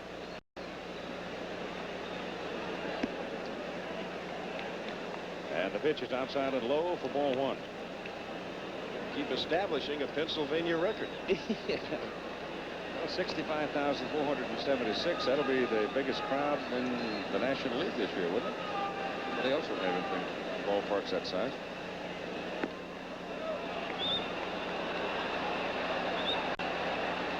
Two balls and no strikes. Top of the order, Poole is on deck.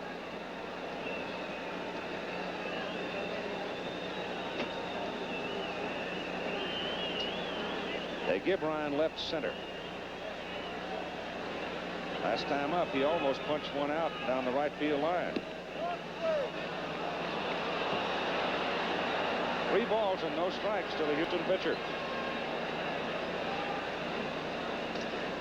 There are the numbers on Dick Ruthven in the ball game tonight. Pretty impressive, aren't they? Except for the walks.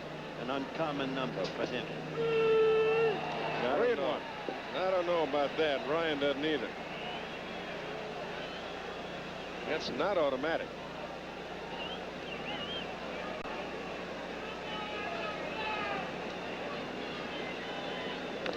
That's foul. 3 and 2.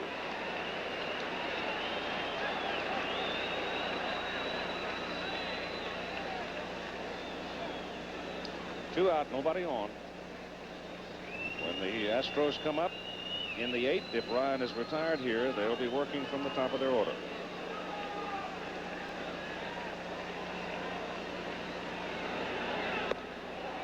That's high, and the pitcher's aboard.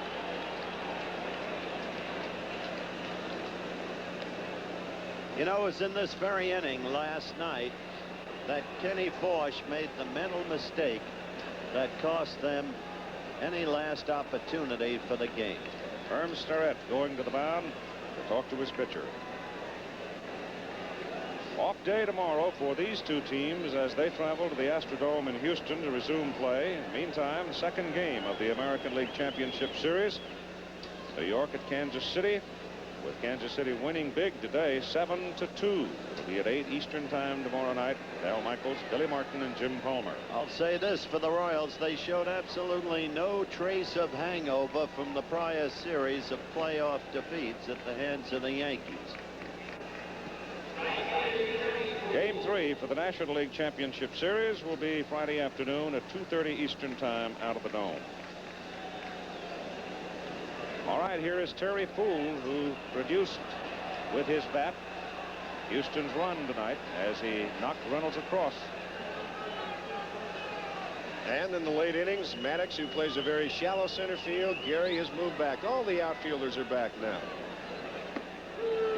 Ruthven bins one, gets a strike, 1-1. Here's a look at the outfield. This is where you don't want a ball hit over your head, and you want to try and cut it off if it's in the gap.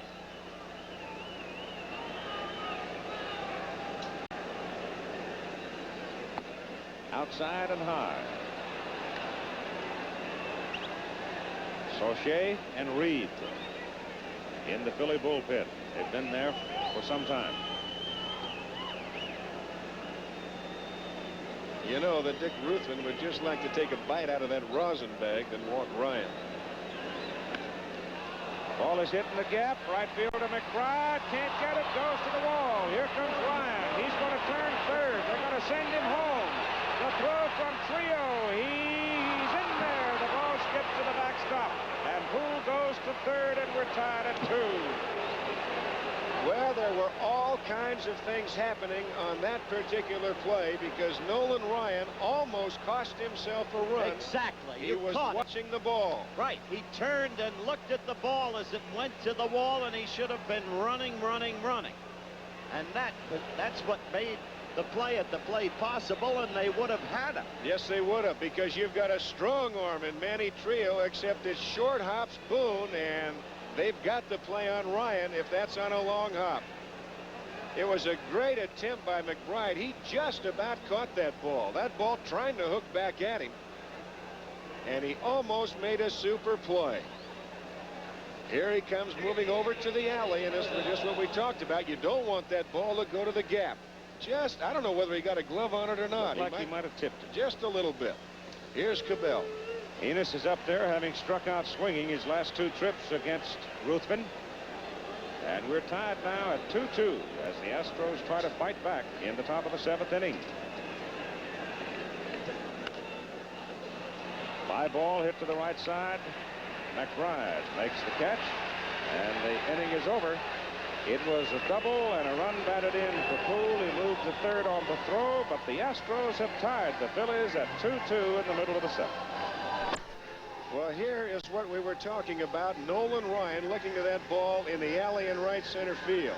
He's looking at the ball. Now, what that does, after he touches the bag now, he takes a very wide turn around second base. He is running way out, way too far. Now, look at the way he comes around third. He's way out of the baseline. He doesn't have to run that far. Takes a wide turn around third. He's doing everything in his power to get thrown out at home plate. Exactly, and that's what made the play possible had the throw not been errant. Now you get a test and see what kind of shape Nolan Ryan's in. That's exactly right. That's right. He has always been a great conditioner. Very big point. Well, he's been through a major conditioning program since he joined the Astros, thanks to Dr. Gene Coleman, the Astros Director of Physical Conditioning.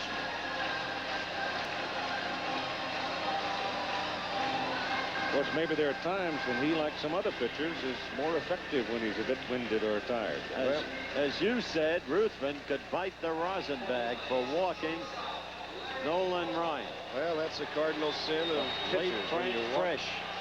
Yep. Always said, oh, those bases on ball. Larry Boa at the plate for the Phillies. Punches the ball foul down the left side, and it's beyond the pursuit of Jose Cruz. Rob Boone is on deck, and then the pitcher spot.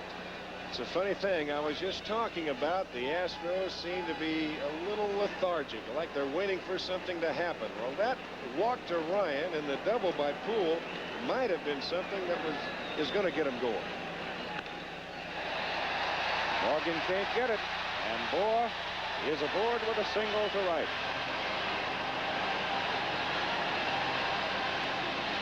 That's the 7th hit Nolan has given up.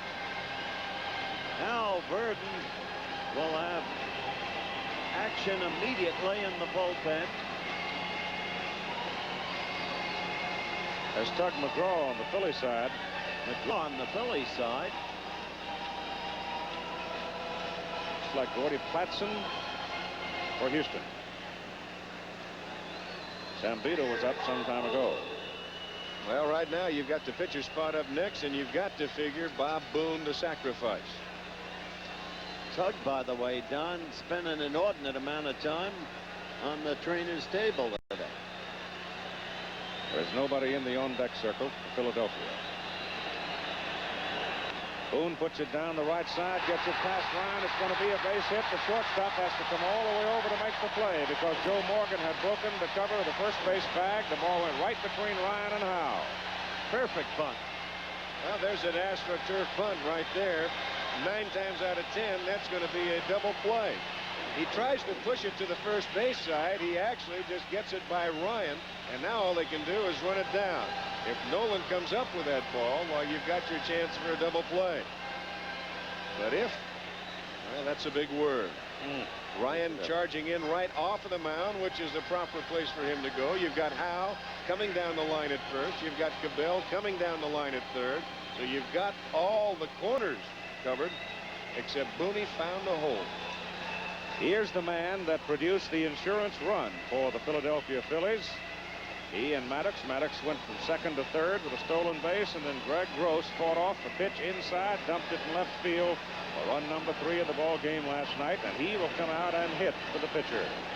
You've got to figure that Dallas Green is just about, he's got to think in the back of his mind he wasn't going to go too much farther with Ruthven anyway.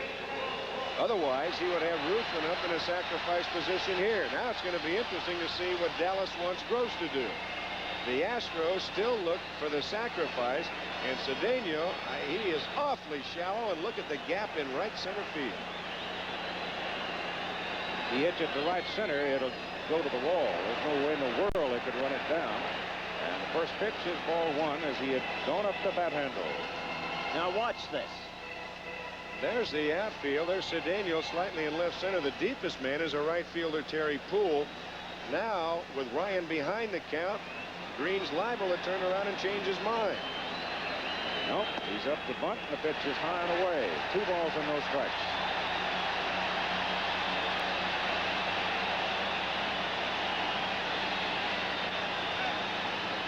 Bottom of the 7th inning, a 2-2 ball game.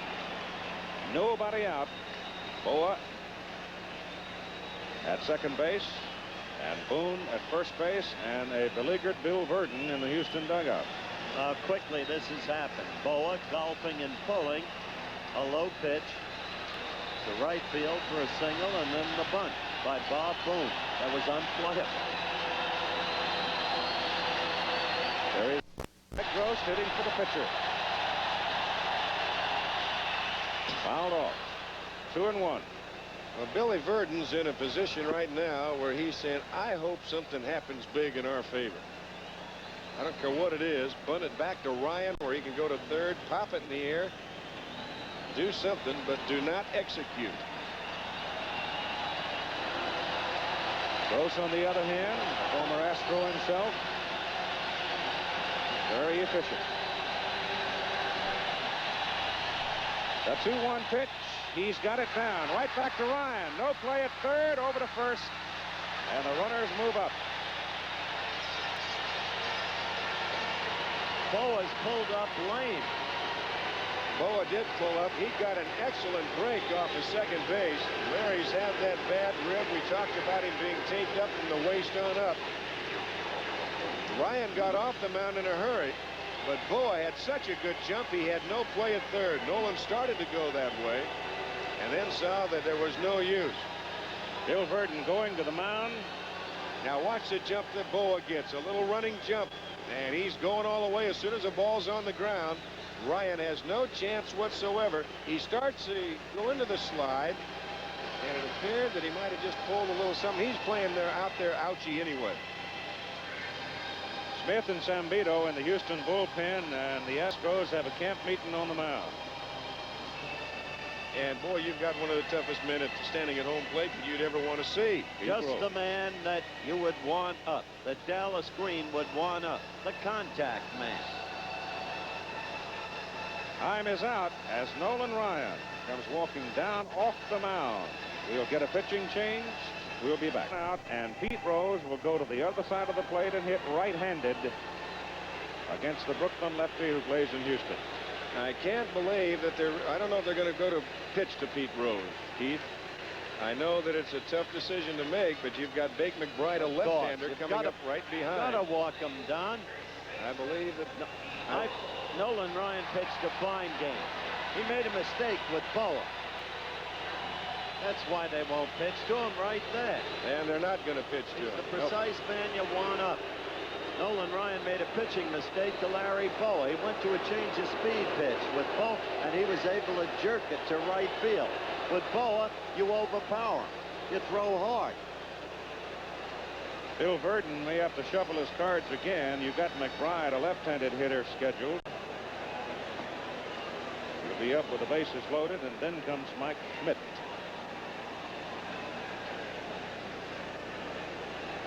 I don't see anybody throwing in the Houston bullpen right now. Dave Smith was up. Well, I want to see how Joey throws.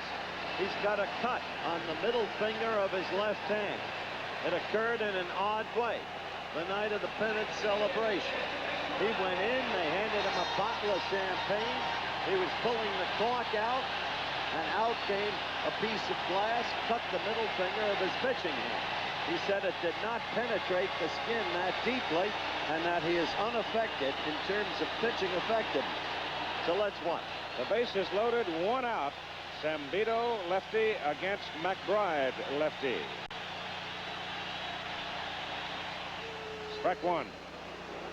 You know, it's going to get to be how this game of baseball turns around. You're going to have to get clubs that you figure are pennant contenders are going to have a session in spring training on how to celebrate. Well, in Brooklyn, we never opened bottles of champagne. They didn't have any. One strike pitch to McBride. Low and away. Good stop by Ashby. Nolan Ryan pitched an excellent ball game tonight. He threw 98 pitches, 68 strikes, 30 balls in 6 1/3 innings. But right now, it all rests on the shoulder of that young man in the center of the diamond, Joe Zambito.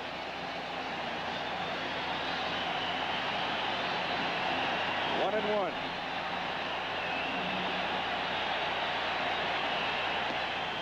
One and two. Zambito is a tough young man. Oh, I'll tell you. He'll bow his neck. Joe's kind of come up with a little more of a breaking pitch. He found out that a lot of the hitters were sitting back waiting just on the hard stuff. And he's had to try and mix in another pitch or two. He's icy. He really is. Kind of lowercase Travolta in looks. 1 ball, 2 strikes, 1 out, bases loaded. Struck him out. There's a big out, and here comes Bill Verdon. There's a right-hander in the Houston bullpen that figures to be Smith. You've got Mike Schmidt now to the on-deck circle. A right-handed hitter. It's a 2-2 ball game. You have Bowa at third, Boone at second, Rose at first. Zambito comes in and strikes out Bake McBride. And Dave Smith will come out of the bullpen, a right-hander for the Houston Astros. Maybe the cut helped him, Keith. So time is up. We'll be back in just a moment.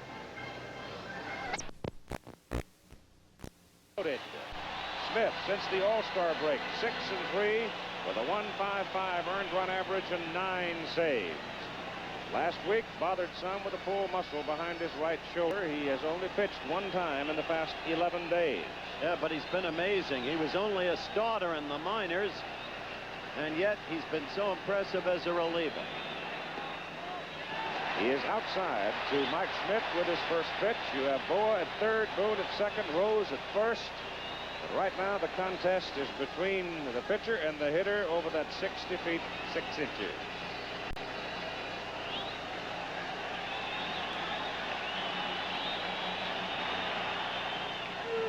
Right, good pitch. Nifty pitch. One of the big reasons about Smith that Bill Verdon has not been able to use him that much. He actually, Howard, you said it, he's been a starter in the minor leagues. He has not adjusted his muscle tone, has not adjusted yet to relieving, and he gets stiff on the right side underneath his arm. He's got to let that stiffness work out. Close. Smith checks on it. 2 balls and 1 strike. That's his wife. Donna hasn't been able to come to the ball yard much this year with the babies at home. Boy, is she a fan. Craig Gale. We had a lot of fun with the Smiths, the Superstars, a few years ago. 2 balls and 1 strike. Mike fouls it away. Upstairs, out of play. He's had things working for him and against him. Against him, he's worked so effectively without real prior knowledge of the hitters. For him, the hitters, he's been strange to them. Well, he uses a forkball as a changeup. He's got good motion with it, and he'll throw it at any time. Right now, he's looking probably for the biggest strike 3 that he's had in his young career. He'll nice settle for a stat fly right ball. there. For an out, you're right. There it is. Correct call. Oh, That's did he the fool fork him? ball. He got him with a fork ball. Mike does not like the call, but the Phillies are turned away, and everybody that roots for Houston can take a deep breath on that one, I'll tell you. Woo.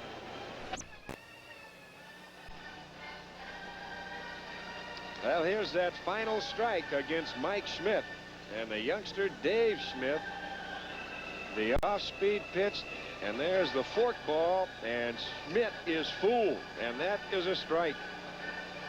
Boy, how can you be that young? What, 23 years old? 25. 25, come into a situation like that. Here's the man who has hit more home runs than any third baseman in Major League history, has led the Major Leagues this year in home runs in 48, and come in there and throw that pitch. Tug McGraw is out on the mound for the Phillies now in relief of Dick Ruthven. A 2-2 ball game. Tug saved it last night. He's in a position now to win it. Well, what you have to wonder about Tug, I said he spent a lot of time on the trainer's table today, is how many times you can go to the well.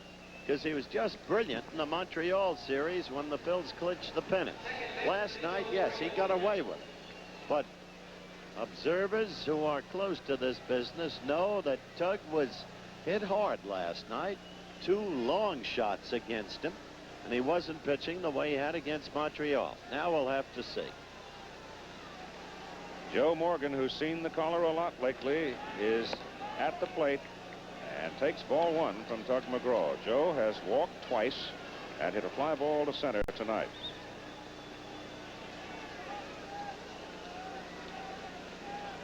A 2-2 ball game in the top of the 8th inning, and it's a 1-1 count.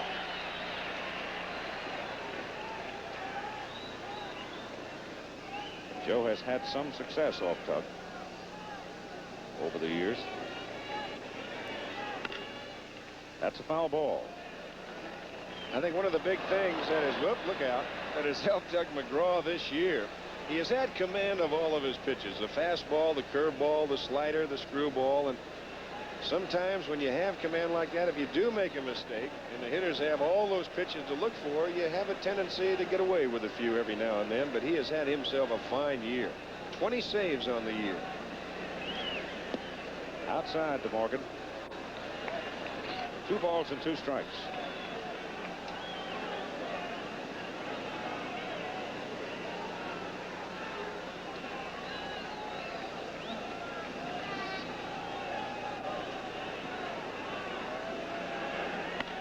Hit hard, right side. McBride goes over, will play it off the wall. Joe Morgan turns, digging for second base, and he's in there with a stand-up double to lead the top of the 8th inning. Remember what I said. Houston hasn't broken through yet, but how many times can you go to the well? Well, the pitch was up over the plate, and the one thing you figure that Joe Morgan is going to take away from Tug McGraw is a screwball, and that ball, the Astros get a break. It does not bounce right back to McBride. It bounces high up in the air. If that ball comes back to McBride, he holds him to a long single because he was playing it off the wall all the way. There once again you see Joe changing his shoes. He takes off the spike shoe on the left side that he needs to keep a toe hold, exchanges that with Bobby Lillis, and puts on the soft shoe. This time we'll have Lillis slide instead of Morgan. That time Morgan showed the effects of the sore knee too when he made the turn going around first. Now Cruz, who so often hits to left. Let's see if he punts. Now we'll see how Bill Verdon wants to play it. You want to sacrifice him along? The Phillies think so. Cruz takes a full swing for strike 1. Rose and Schmidt back up just a little bit as Cruz takes a peek at Don Leppert as third base coach.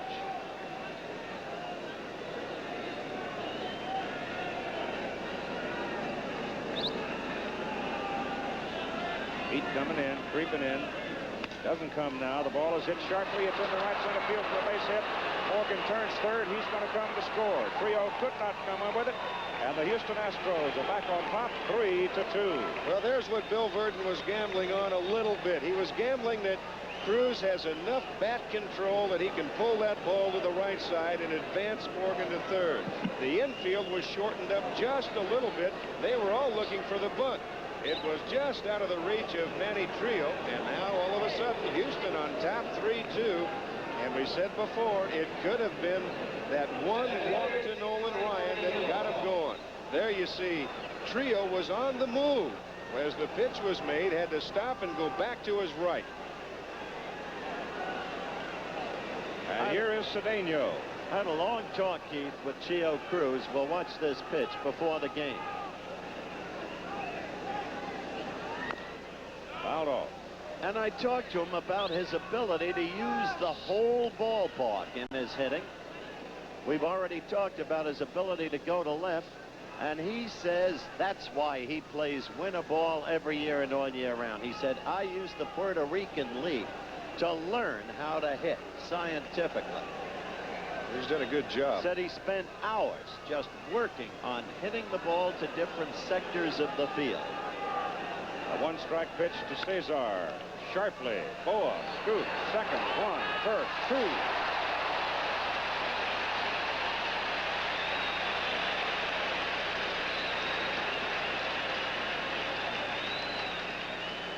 That's one of those artificial turf balls with eyes that work for the defense. That ball was hit like a shot.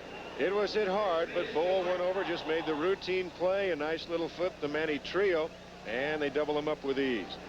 Larry moving well to his left. That ball right there. Now the nice little toss right about eye high to shoulder high to Trio.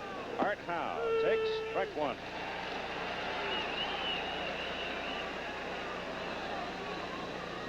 Saucier and Reed are throwing back a McGraw in the Philadelphia bullpen. To Trio. Handles the spinner and throws him out. So Art Howe continues without luck here at Vet Stadium in Philadelphia. But Joe Morgan cantered home on Cruz single, and he has given the Houston Astros the lead in the middle of the 8th inning by a score of 3-2. Question now is whether or not young Dave Smith can contain the Phillies. ABC News Nightline tonight, after your local news, examines the growing wave of anti-Semitism in France following several violent incidents over the past few weeks. Ted Koppel talking via satellite with Simon Wiesenthal, the famed Nazi hunter, and Rabbi Williams, whose synagogue was bombed recently. That'll be after your local news tonight on Nightline. Well, Dave Smith with a forkball got Mike Schmidt looking for the third out when the Phillies had the bases loaded in the 7th. He'll start off with Greg Luzinski, then Manny Trio and Gary Maddox. Dave Bergman has gone to first base for Houston. Dave Bergman is now at first.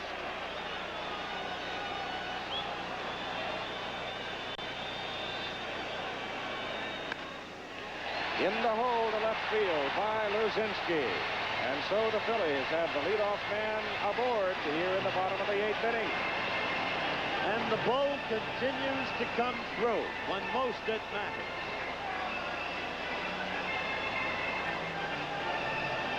Now Luzinski coming out as Lonnie Smith will go in to run for him. And listen to the hand from Luzinski. And Lonnie Smith can flat fly. He sure can.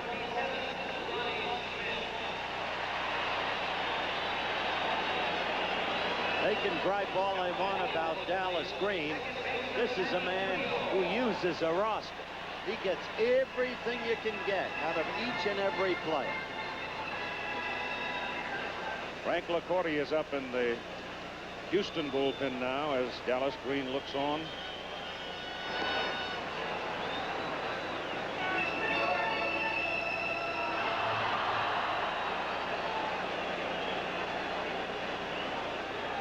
In case you wonder about Smith's speed, he stole 33 bases, was caught 16 times. He played in 100 games for Philadelphia this season. He's a rookie.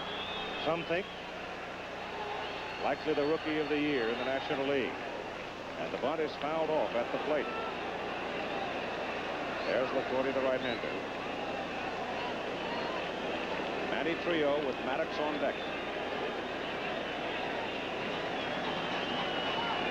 3-2, the Astros lead.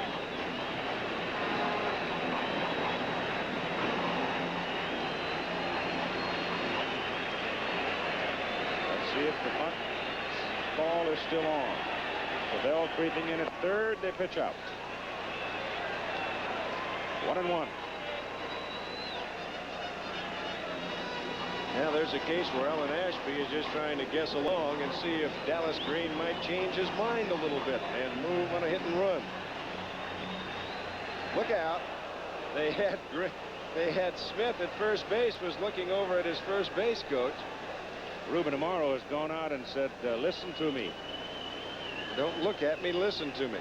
He was looking over there, and Smith almost caught him off guard. He's got a foot on the carpet. The bunt rolled down the first base side. It's a good bunt. Morgan has to come and cover. The first baseman Bergman makes the play. They advance the runner with a sacrifice. 1 out.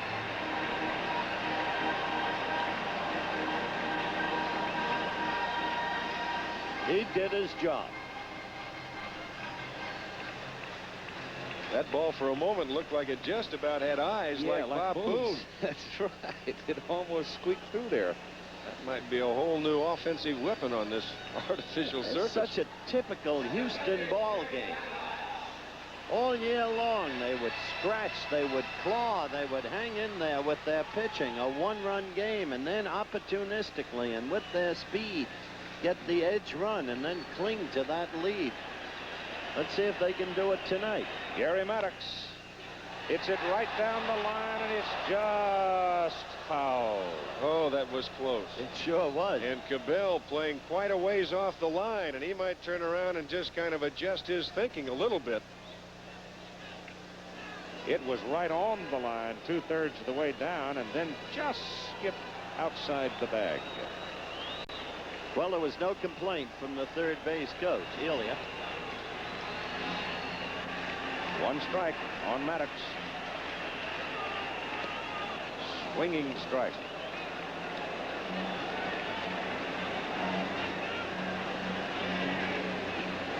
Gary has knocked in a run tonight. They've got to keep an eye on Smith, and it's going to be up to Joe Morgan to try and do that. Reynolds playing straight away. Foul back. Count holds at 2. Got a 2 high strikes. breaking pitch, and I know he would like to have that one back. This is the man who got the hit that provided the then lead run for the Phillies in the 4th inning. Later, he was out stealing. It's up high. Smith at second, 1 out. Phillies hitting bottom of the 8th. Houston leading 3-2. Phillies won last night 3-1.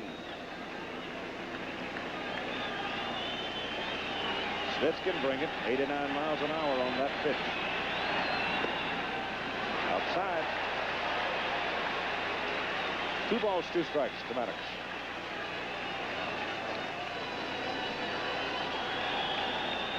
Oh, that's to the on-deck circle. 1 out.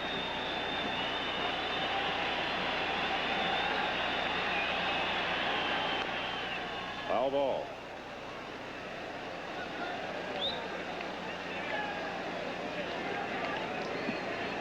There's Larry. He led off the 7th with a single, got as far as 3rd. But Messrs. Sambito and Smith came on in relief of Ryan and turned the Phillies away.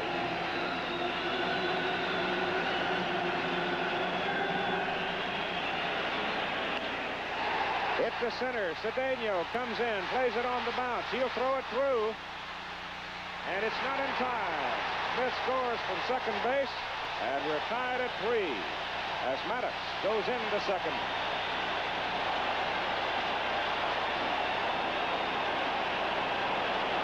So that's twice tonight that Gary Maddox has come through. And all the talk of friction between him and his manager can be forgotten. He didn't hit the ball that hard, and that enabled Lonnie Smith to go all the way. You see Cedeno trying to time it. He gets it. He makes a strong throw to the plate, but Smith just flat out runs the throw. And on the play, Maddox was going to second base all the way. He was going to make him cut the ball off if they want to and make a play on him. Now time called as Billy Burton is going to go to the mound. With pesky Larry Boa at the plate. They have Frank LaCourte in the bullpen ready. And of course the key here was the ability to take second base on the throw, the runner in scoring position, and bang, a single. The Bills take the lead. We're in the bottom of the 8th. We've got the kind of ball game that the Houston-Los Angeles wind-up series featured 3 days in a row, last Friday, Saturday, and Sunday. A one-run ball game either way at any moment. The two teams, as we said, scratching and clawing. Dallas Green, impassive. But how he's used his roster throughout the season. They won't take a chance on Boa. They'll just walk him, and they'll set it up to the right-hand hitting catcher, Bob Boone. It's no bargain either. This guy's a much better hitter than the season he's had. Sure got that key hit in Montreal Friday night against the Expos, I'll tell you that.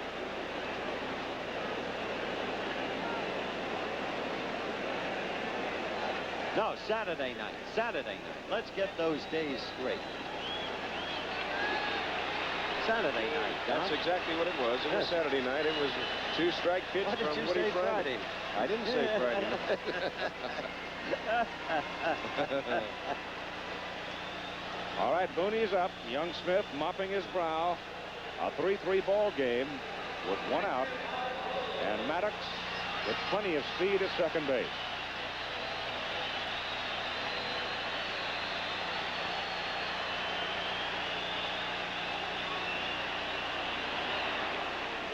Strike 1. That was the pitch that Mike Schmidt stared at. Nobody in the on-deck circle for Philadelphia. Now the pitcher comes out.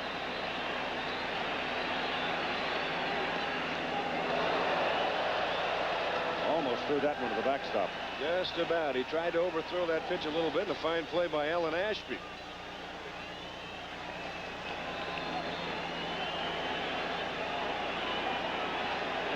One and one to Boone.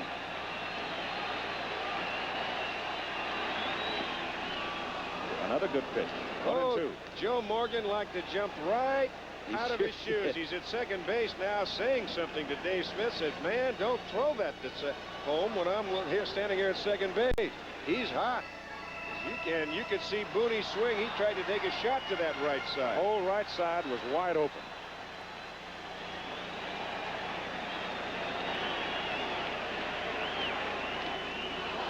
Foul tip, and it is held by Ashby, and Bob Boone is out of there.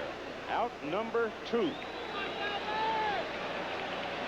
Smith gets tough, isn't he? He is tough. He is. Got guts. Now McGraw's going to come out. He's going to give way to Del Unser. Del Unser will hit for McGraw. Once again, Dallas Green making every move available to him. Earlier, he used Greg Gross, who executed a successful sacrifice, but on came young Smith, and he cleaned house, striking out Fake McBride and Mike Schmidt. Unser on the season, you saw his numbers as a pinch batter. On the season, he had 264 in 96 games.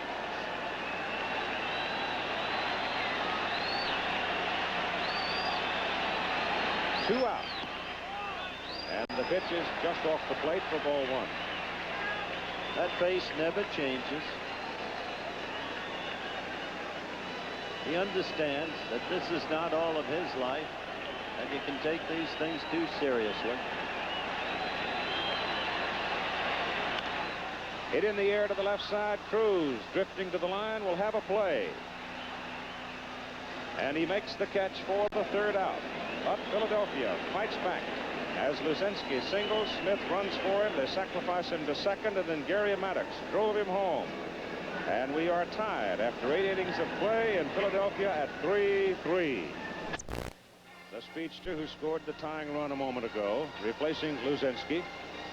And we have the third Philadelphia pitcher in the ball game, Ron Reed, with a record of 7-5 on the regular season. He made 55 appearances during the year with an earned run average of 4.05. Ron's been around a while with the Atlanta Braves. Basically, he's a fastball slider type pitcher. He'll go to an off-speed pitch of trying to use the forkball and the palm ball a little bit. Alan Ashby, Craig Reynolds, and Nolan Ryan, and this will be the 4th time in this ball game that Ashby has led off an inning. He's yet to get on base.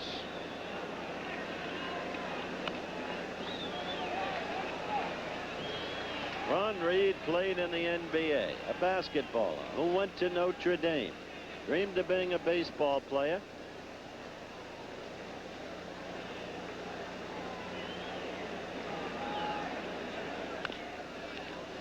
To the second baseman trio. To Rose, 1 out. Reed got a tryout from Charlie Finley when Charlie owned the A's, but he got short shrift. Trying out the same day was a fellow named Jim Hunter. They called him Catfish. They signed Catfish. And Finley has never regretted the outcome. The on-deck circle empty with the pitcher scheduled in the 3rd spot. Reynolds up. Walked and scored the first run for Houston.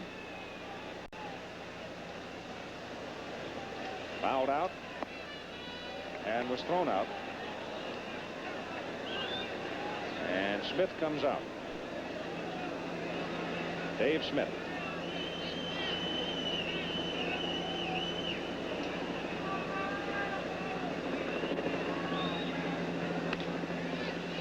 Roll to the second baseman trio. Second put out of the inning for many.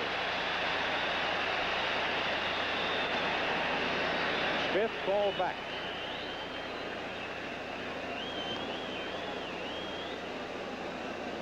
So let's see who Bill Verdon sends out to face Ron Reed. Well, I know who the Phils send up, Mr. Jackson. They begin with Pete Rose. Yep. That's Terry Poole that's come out, isn't it? That's Poole. Yeah. Here comes Jeff Leonard. Poole, of course, the hitting hero for the Astros tonight. He's knocked in 2 of their 3 runs. The other one knocked in by Jose Cruz. That one in the 8th to give Houston its then 1-run edge, but they couldn't hang on to it. 2 out, nobody on, a 3-3 ball game at the top of the 9th inning. And Jeff Leonard will come up as a pinch batter.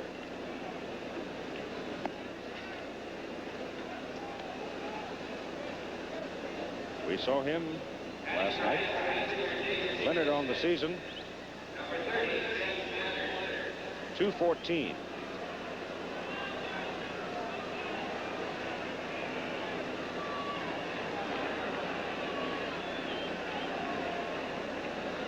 Bill Verdon hoping the big guy can find it and knock it out of here. Foul. And that one bit Bob Boone. Goody, I think, got that on the right knee.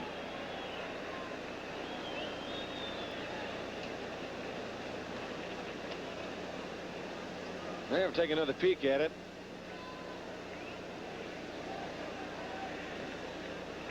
Yep, nope, got him on the right shoulder. Yep, and that stings. You don't have all the protection on that right side. You have to have a little bit of freedom so that you're able to throw. 1 strike pitch to Leonard. That's 2 of them.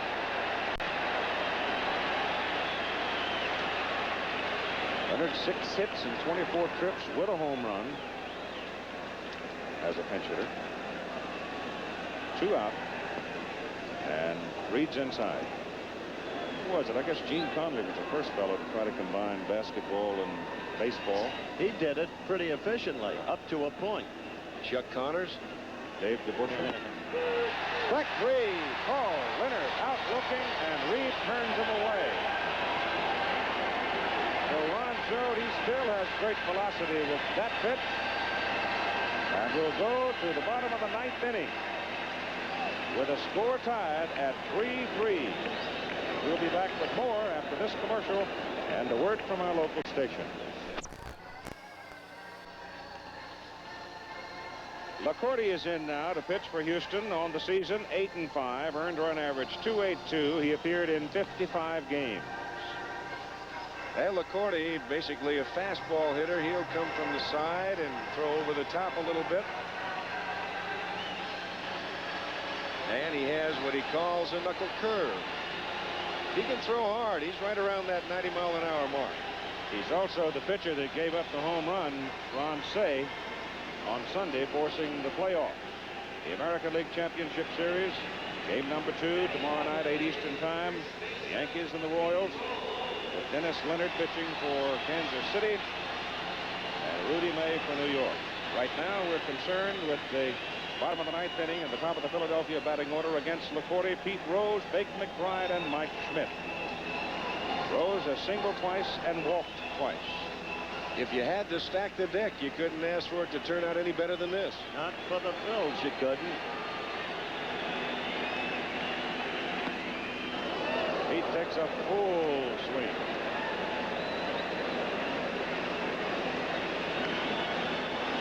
Right there is the first reason you couldn't ask for a better stacked deck. That graphic. Ball is hit pretty well to center field, forcing Cedeno to go to the run, but he's back in plenty of time to make the catch, and you've got one out. Well, like Don said, the memo from the Pitchers Union is he's a pest. He's something. He's a pain. Oh, I said that. McBride now. Schmidt to the on-deck circle.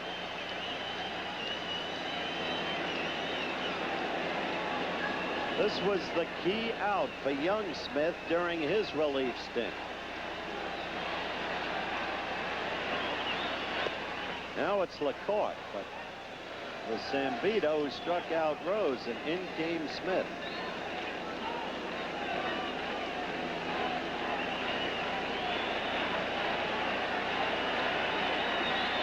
One ball, no strike pitch, and it's fouled away by McBride for a count of 1-1.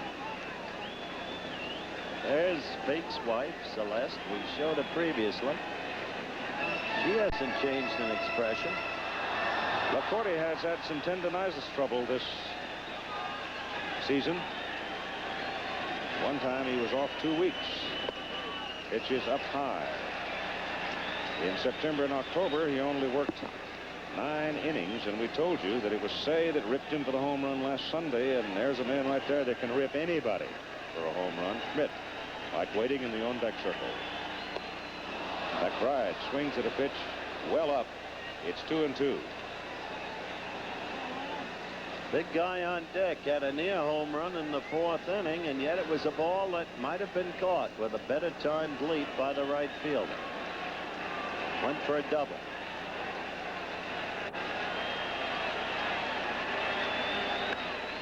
To right field, base hit by McBride.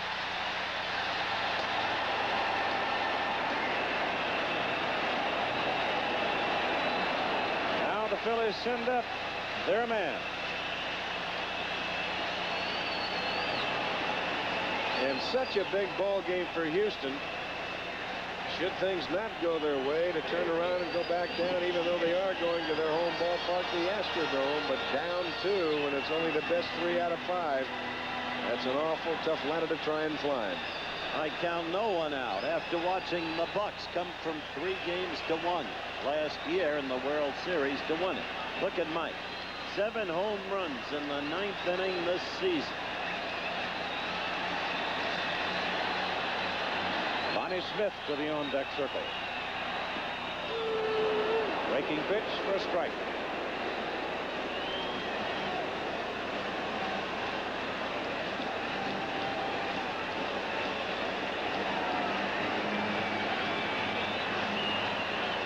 Cruz deep and left. Cabell on the line at third.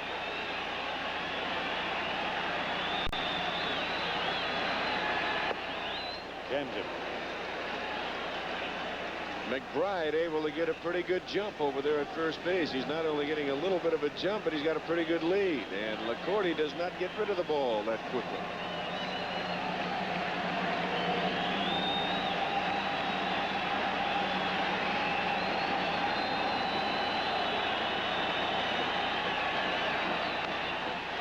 Past the shortstop into left center field. Base hit for Mike Schmidt. Cedeno comes in and holds the runner at second, and Lonnie Smith will come to the plate.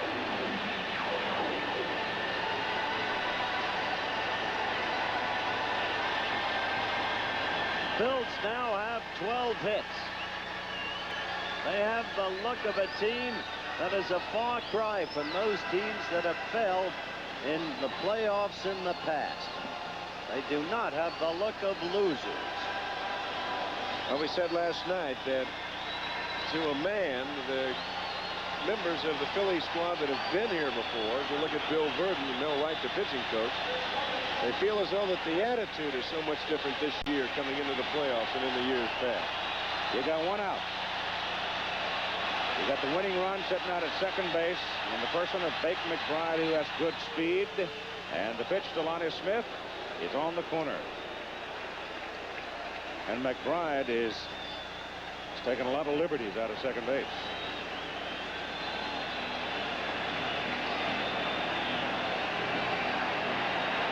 Watch him now. He's take a run and lead here as LaCourte sets himself.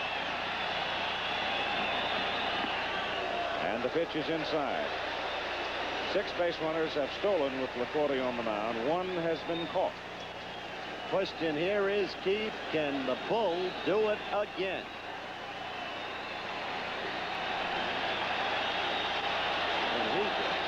Lonnie Smith, when he's gone. 1-1, and it misses. 2-1. Correction, misshaped scorecard here. Smith, of course. What a pity, though. I'd love to have seen the Bull gone. He's been hot. He's been hot. Here's Lonnie's wife coming up. Lazinski in the 8th had the single. Smith went in to run for him, and Smith scored when Maddox singled after being sacrificed to second to tie the score at 3-3. Now Lonnie has a chance to win it for the Phillies. Maddox creeping off. Well, there's sort of a half swing, but LaCourte will take it. 2-2. He went around. There was no question whatsoever. There's a stat. Houston leaving 6 men on base. The Phillies 9 tonight. Houston with only 5 hits.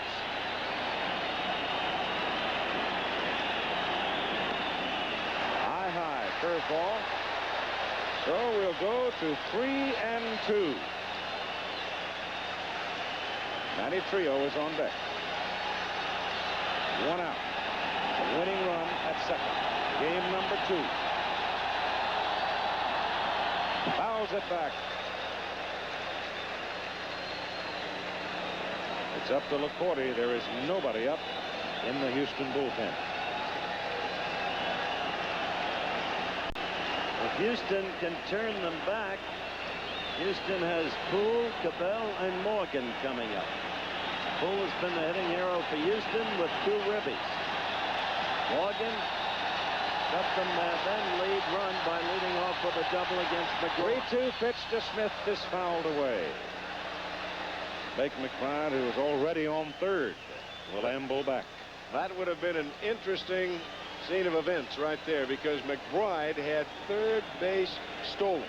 Yep. Mike Schmidt was standing out in no man's land, and he was a dead duck if Schmidt should strike out.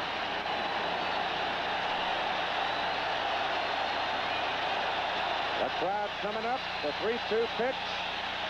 Fouled away. Kids fighting them, staying alive. Crowd's using some adrenaline right now, aren't they? Yeah, they're trying to root them along. I think really that the Philly fans this year, after their win last night, they were very reserved also. They might feel as though that they can go all the way. Here it comes again. 3-2 to Smith. Same story upstairs. but they were also in a position, they were in that show me position. Don't tell me, show me. Yep. Well, they showed them last night. They won, and Showman, they were trailing 1-0. Did you hear them yelling, same old Phillies? they did last night.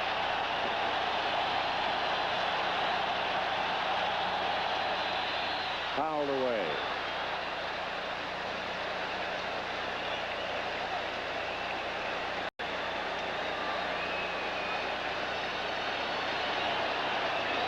We've had some rather dramatic confrontations in this game, haven't we? It's been a ball game.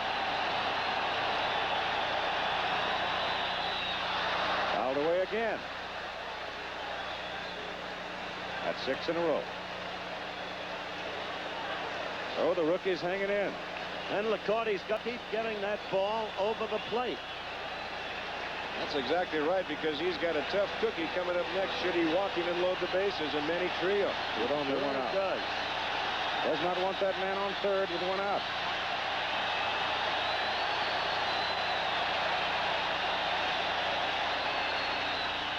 Hit to the right side. Right fielder Poole comes, can't play it. Maddox turns. McBride held at third. McBride. I don't know if he was looking at Elia, was he? They really got confused because I think Lee Elia thought that the right fielder was going to catch the ball. Yep. And he had the runner holding up at third. It's too late then. If he catches a ball, it's a double play. Now we'll take a look at it one more time. Poole charging hard, the ball hanging just a little bit. And Elia, I think, thought he was going to catch it. He catches that ball in a very dangerous short hop. Now he makes a strong throw. Beautiful after throw. McBride has to hold at third. He's got to running all the way, though, Don. He's if he keeps close. running all the way, he's dead anyway. He may as well just keep right on running. Here he comes now. He turns around. They hold him. If he catches the ball, now he's trying to wave him on now. If he catches a ball, it's a double play anyway. Now he can't do nothing. They got the bases loaded. I think McBride did it to himself. Yeah, he was looking back at the right fielder, never even looked at Elia. And then Elia waved him on, and then wisely, at that point, he had no choice but to go back. The throw would have had him. A dead duck. Oh, he's dead. If he keeps coming, he's dead. Everybody in on top now. Infield in. Outfield in. Everybody in. Bases are loaded with 1 out for Trio. Foul back.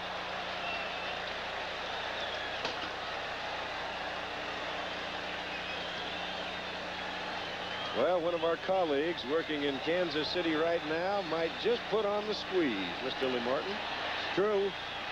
And I'm not too sure it might not be on.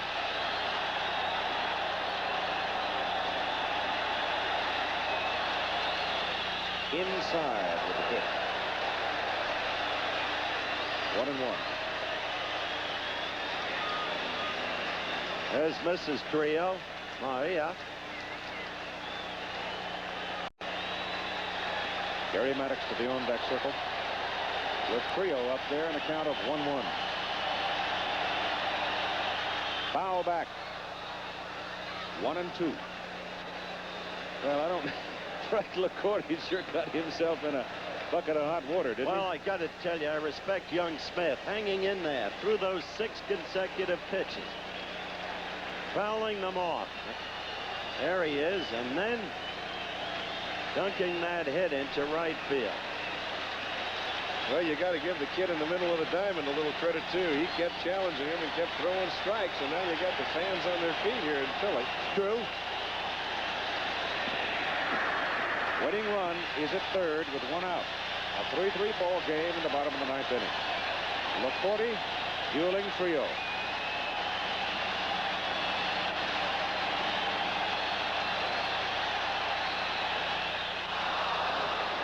You talk about a big strikeout. Boy, you say to yourself, how long can the Houston Astros keep walking on this tightrope? That looked like a high pitch, too. Good. He got a fastball up. Take another look at it. That ball seems like it comes up. He gets underneath the ball. Yep. And the ball kind of takes off on Trio. Now the infield back, the outfield back. Some of the fans have gone back to their seats. And there's 2 outs. And we're still tied. Here's a guy that's been nothing but trouble, though, tonight for Houston. And that's Jerry Maddox. He's driven in 2 of the 3 runs. He's done what Poole has done for Houston. He's been the key hitter, although Lazinski must be accredited too. Greg got 2 big hits while he was in there. High pop up on the right side. It looks playable. Berkman coming across and makes the catch. And would you believe it? No. So the Houston Astros have not had their last hurrah, at least not tonight. The Phillies are turned away. We'll go extra innings. We're tied at 3. There's the line score in the ball game, and it's a dandy. 3-3. But Philadelphia with 13 base hits. Houston only 5. And Keith, the Phillies have left 8 men on in the last 3 innings, 3 in the 9th, 2 in the 8th, 3 in the 7th. They've left 9 men on through the last 4 innings and 10 men on through the last 5 innings. Now that's incredible. Thank you. Wait a minute. Terry Poole, the top of the order. Enos Cabell and Joe Morgan. So now the Astros have the top of their hitting order to challenge Ron Reed. That's the first time they've had a look at him. Sharply hit to the right side for a base hit. McBride cuts it off, and Poole turns at first and holds with a solid single to right field. Oh, he's a good ball player. Yeah, he really is. He's had such key hits tonight. And can you imagine what it would do for the spirits of the Houston Astros? An off day, if they could win this game, an off day to regroup and then going home to the Astrodome. And Ryan did exactly what he's been doing all year, despite the 11-10 record. You'll remember he told me in the pregame interview, as you look at the Philly bullpen going to work, he said, I've kept my team in the games I've pitched, and that's what he did tonight. 14 times he's done that this year. Dickie Knowles and Sauché up in the Philadelphia bullpen. Cabell is up now. Now you've got a bunt situation. Excuse me, Keith. You got Smith coming down the line at 3rd, and Rose will be charging down the line at 1st. The infield shortened up just a little bit. Poole trying to get a foothold on the carpet. And Reed trying to hold him. The men who have failed tonight for Houston in the clutch have been this man, Cabell, and Art Howe now out of the game, replaced by Berg. Pop up. Rose going, dives, and Petey can't get it. I thought he's going to get it. That's just the way Pete Rose plays. I really thought he was going to make the catch of that ball. If it goes up again, I'll bet you in the same spot he makes the catch. That ball high in the air, Rose cutting over, and he just did miss it. And on that surface, you don't skid either. You stick. That's right. Boy, it's tough. He didn't really even pounce, did he?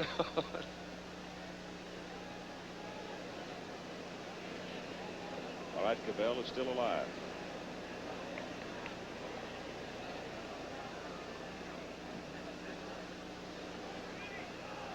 How do you like that? One sacrifice bunt this season. No wonder he missed it. He's had no practice. Turns again, puts it down. Rose comes in, takes it on the bounce, tags him out. Sacrifice effective as Poole goes to 2nd. 1 out. Now they got the guy up that they would want up. Mr. Morgan, the man who gave Houston the 1-run lead in the 8th inning, or at least scored it. He doubled. Gio Cruz singled him home. Well, you've got the left-hander Sauché in the bullpen, the right-hander Dickie Knowles. You've got 2 left-handers coming up right now. They're not going to take any chances with Joe Morgan. They'll just put him aboard. Say, I've seen what you can do all your career, pal. And now you might see Dallas Green make a move to Cruz. He might come to the left-hander Sauché.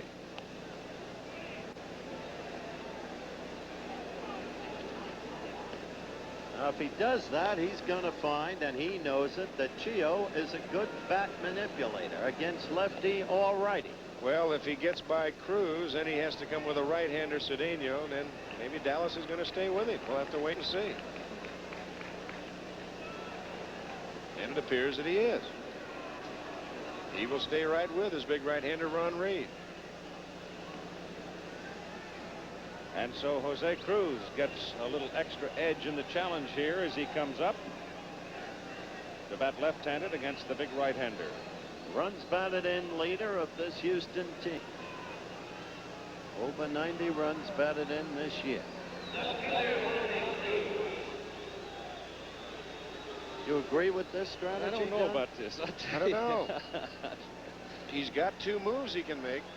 Cruz is tough. Pitch is inside. Well, the one thing about Dallas Green, he has shown confidence in his players all year long. That you cannot take away from the man.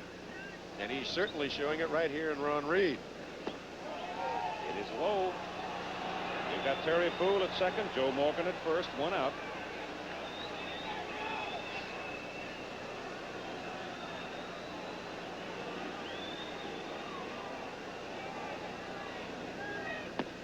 There's a strike. There's a case, I think, of a good hitter. I think Cruz was just looking for a pitch in his zone that he wants to use to try and do the best that he possibly can. It wasn't there, and he just took it. There's Dallas down the dugout. You can see after the strike was called, he just nodded yes. Count goes to 3 balls, 1 strike on Cruz.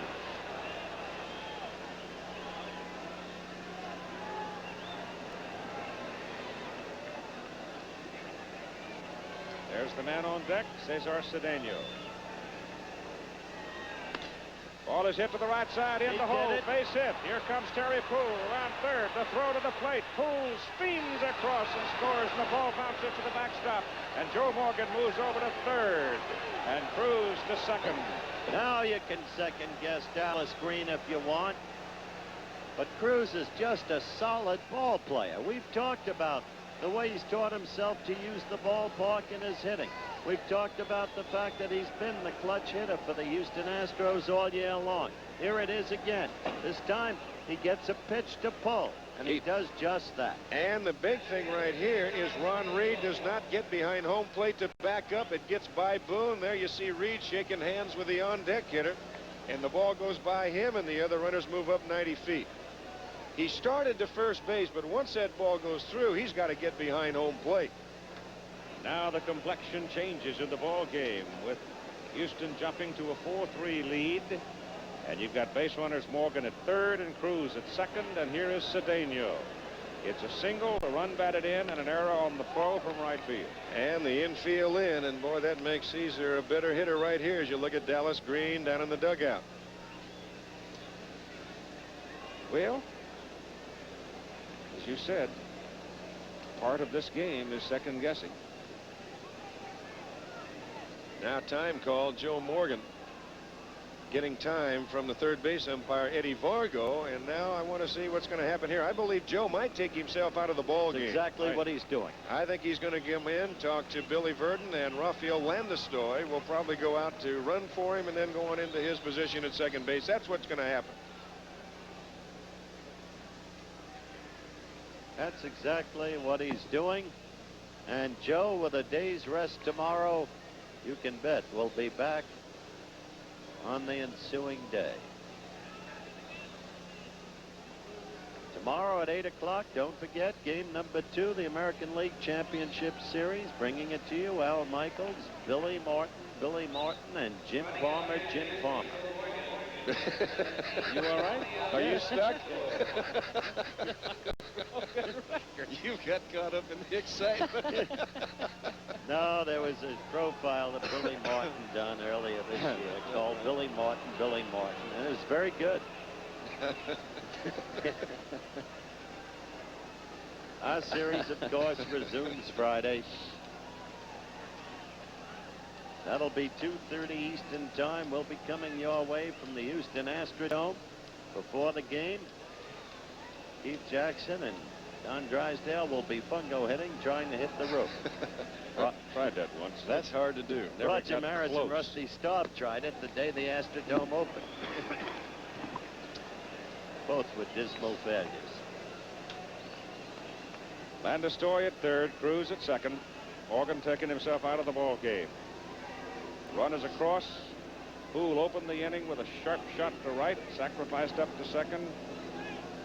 Morgan was walked intentionally, and Cruz delivered. go-ahead run for Houston. Yeah, they call it. He went around, and the first base umpire, Bruce Froemming, said, yes, sir. Bruce is just mad because he got hit. And where Bruce got hit still hurts, believe me. Well, Got he it did right go in the around. shin. Where? He did go around. Got it right in the shin. He tried not to rub it, but it hurt too bad. He says, I got to. 1 ball and 2 strikes. 1 out. Run in. Houston leading in the top of the 10th. 4-3. Cedeno. It's been pretty quiet so far in the championship series. Check swing foul. Of course, Caesar could endear himself with all kinds of teammates right now and Houston fans. Phillies have had a lead. They've seen the Astros come back and tie. The Astros took the lead. The Phillies have come back to tie, and now it's seesaw the other way. I'm not sure one's enough the way things are No, going in this I know ball it. game. No. But a hit here. Well, a fly ball will produce a run. Pretty close. Coming up for the Phils in the bottom half of the inning, Larry Boa, Bob Boone, and the pinch hitter. And the pitcher spot, right.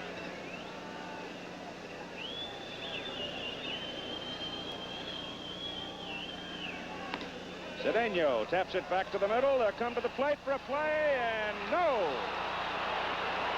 It is 5-3 Houston. There's a heads-up play by Rafael Landestoi because that ball jammed Cedeno, and it's strictly a contact play. The ball got by Reed. Watch Reed's follow through.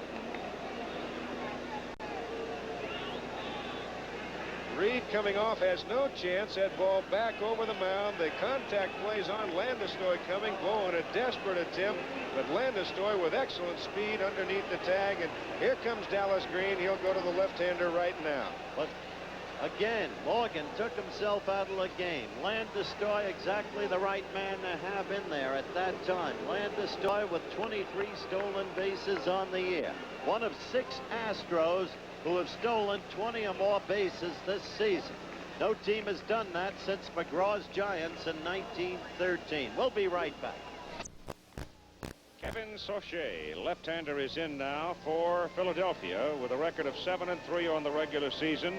He appeared in 40 games with a 3.42 earned run average, as you see. And he is another one of the youngsters that they're building this franchise around for the future. Got a whole bunch of young, strong arms. Larry Christensen apparently has overcome his frailties with surgery and come back. Dickie Knowles, Bob Wolf, Mark Davis. We saw him in Montreal, a 19-year-older who can bring it. And, of course, Marty Bystrom, who came up late and was activated and made eligible for the championship series. Dave Bergman steps to the plate now for the Astros. Houston leading 5-3 in the top of the 10th inning.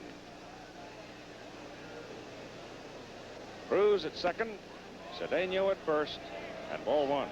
Saucher, his main asset, he's got a good live fastball. And when I mean live, sometimes he gets it to where he's not really too, it's got so much movement on it, it's hard to control.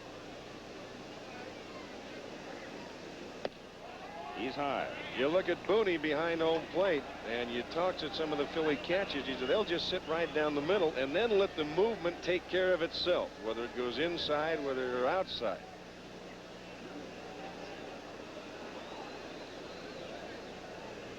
Bergman hits it up the alley and gone through the gap to the wall. Here comes Cruz around third. Here comes Cedeno. And it's a triple for Bergman, and it's 7-3 Houston. I tell you, those fans in Houston who are among the best sports fans anywhere in the world are going to take the Houston Oilers fight song and they're going to make it the Houston Astros. Well, you've got to take your hat off to these Astros. They have had their back to the wall many times tonight, and look at it one more time. The pitch up over the plate, and Bergman got it all, found the gap in right center field, and by the time they get the ball back in, 2 more runs had scored, and as Keith said, it's 7-3. But they have really bowed their neck tonight. Well, if this lead holds at the end of the game, and it looks like it will, Love Your Blue will become Love Your Orange tomorrow. and they'll just change the words a little bit. What? They'll change the words from Houston has the Oilers, they're the greatest football team. Right, Houston has the Astros, they're the greatest baseball team. I just wanted to see if you knew the words. I've got Meredith. Schmidt at third. He holds Berkman and throws to Burke. You know, That's Keith, 2 out. you can't say enough for the way that these Houston pitchers have worked tonight. Starting off with Nolan Ryan. Then Zambito came on in a jam, got a big strikeout. Young Dave Smith. Frank LaCourte had his back right to the wall, and he was almost down on both knees. He got out of it.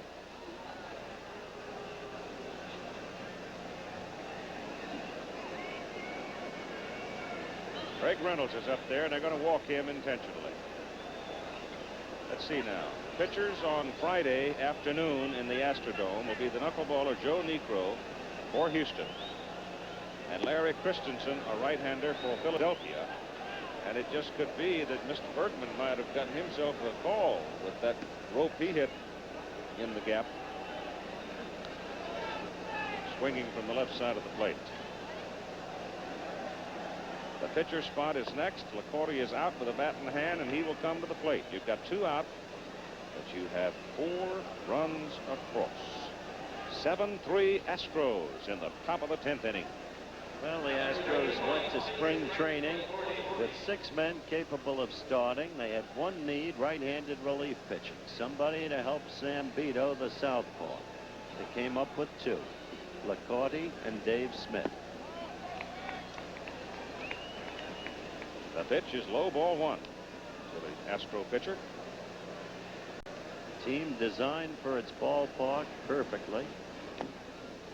1-1. I'll tell you, though, Frank LaCourte will just be floating. His feet won't touch the ground after Say ripped him last Sunday with that home run to force the one-day playoff after tonight. It'll be Schmidt, the third baseman. Short hop, good play, throws him out.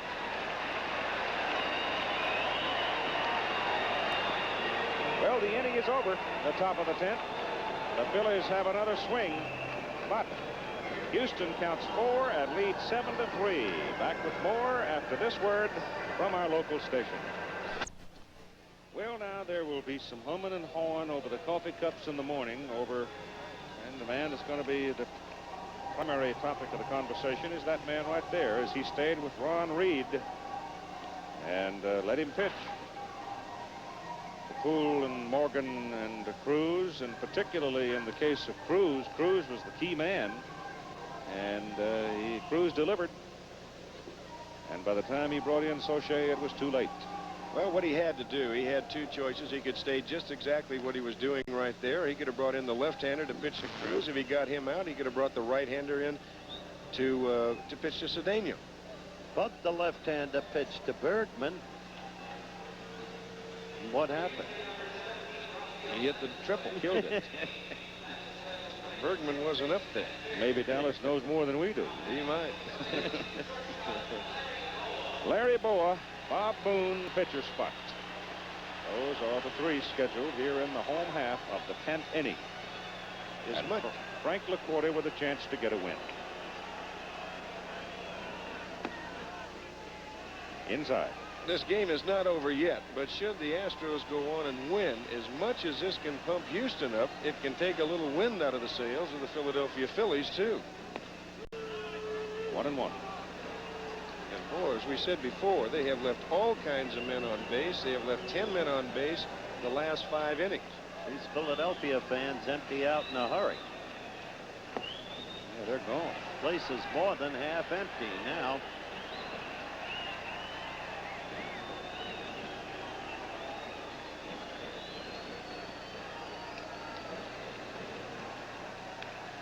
Foul back. The count is 2 balls and 2 strikes on Boa.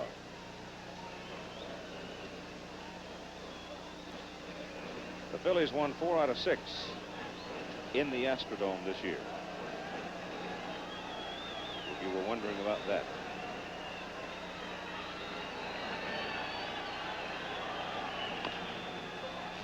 A chopper to the first baseman Berkman. And they don't. 4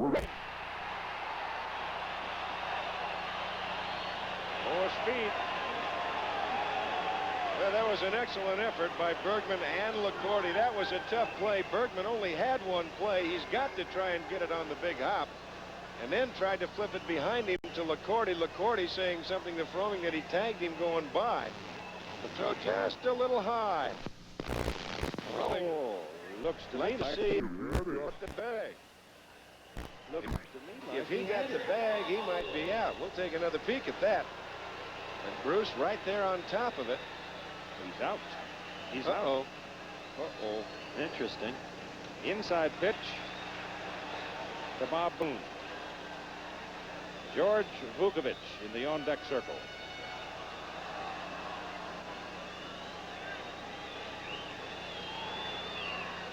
Inside. 2 balls and no strikes. Houston bullpen is quiet. No. Somebody up now. They got a right-hander up. Yep. Hard to see in there. Well, now Enos Cabell is going to come in. He's going to take over a little bit for Joe Morgan. Joe has come out of the ball game, and you got to talk to LaCourty and say, look, just throw strikes. Don't try and get fancy right now. It's Joaquin Andujar in the bullpen. There he is.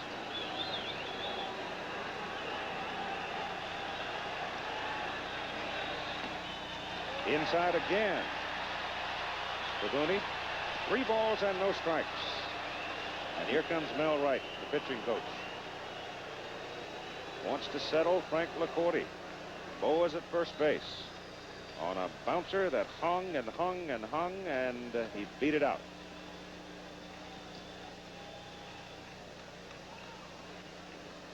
Seven to 3, Houston leading in the bottom of the 10th.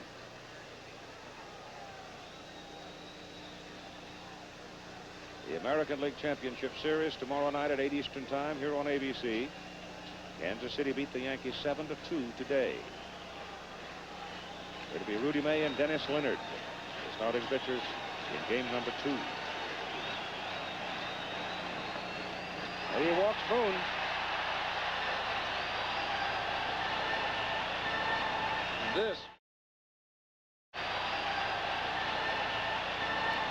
This will give managers gray hair.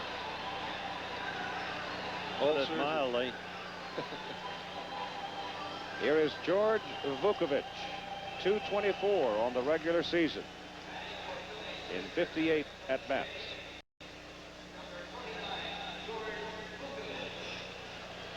There are 2 Vukovic on the Philadelphia roster, John and this young man, George. They are not related. LaCourty misses high and away for ball 1. You want to dig a hole for yourself, this is the way to do it. Sure is. Ball 2. Now he's fighting himself. That's all. Billy Burden says, I've seen enough. I'm not going to go any further because all of a sudden you've got the top of that lineup coming up. Pete Rose on deck. You got Bake McBride followed by Schmidt. And they're going to go to Joaquin Andujar right now. So the 5th Astro pitcher comes on. A pitching change, and right now it is 7-3 Houston. The numbers on Joaquin Andujar reflected there. Now the question is whether or not he can throw strikes as he comes on as the 5th Houston pitcher in the ball game. Well, his whole career has been a puzzlement. It's generally agreed the man has exceptional ability, excellent stuff, and yet he's not a winner. He's had many complaints, as so many do when they're not doing well. Found many reasons, but it's been his failure.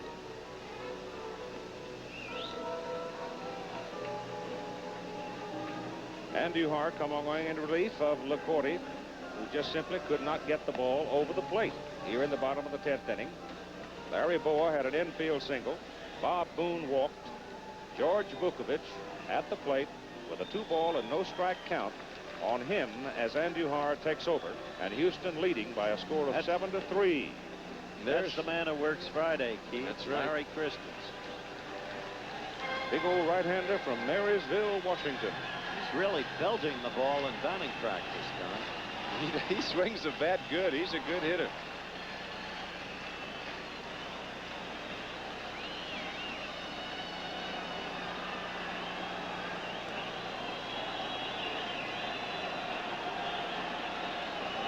Two and 0 count on Vukovic. And Andy Har is in the strike zone. 2-1. And I'm sure Bill Verdon has a warm feeling all over after seeing a strike. Rose on deck. Nobody out. McBride follows Rose.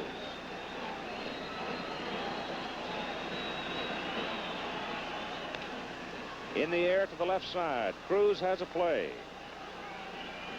1 out.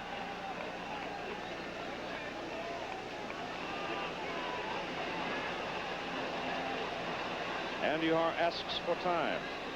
First baseman Bergman comes over. He's talking now to Craig Reynolds, his shortstop, as Pete Rose comes to the plate. A little defensive strategy being worked here as to how Andy Har wants to pitch to Rose. That could be the whole thing, and Reynolds is telling him how you going to pitch him, how do you want me to play him. This is what we talked about in the meeting. They should know enough of that. They've seen him all year long, but just kind of to refresh their minds, that's all. The Phillies left 3 aboard in the bottom of the 9th, left 3 aboard in the bottom of the 7th, left 2 on in the 8th. Strike to Pete. They certainly had every chance to win the ball game. But Sambito, Smith, and when he first came into the game, LaCourte turned them away. Now Andy Har trying to save it. Paul LaCourte. Rose fouls it in the crowd, out of play. Well, Andy Har is doing what he was sent in to do, and that's throw strikes. And that's it. Try and keep that potential tying run from coming to the plate. Of course, that being you're in a grand slam situation.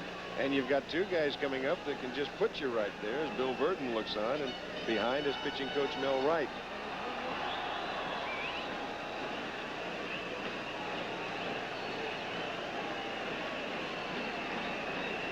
Andy Har with 2 strikes on Pete Rose at the bottom of the 10th. Hit on the ground to the second baseman Landestoy. Over to Reynolds, 1 back to first, throws it in the seats, and it is a 7-4 ball game.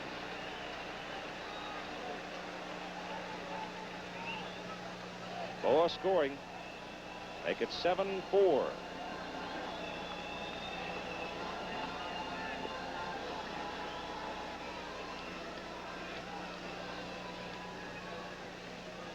This game, in its own way, has put itself in the record book, hasn't it? Rose is now at second. You've got 2 out in a 7-4 ball game for Bake McBride.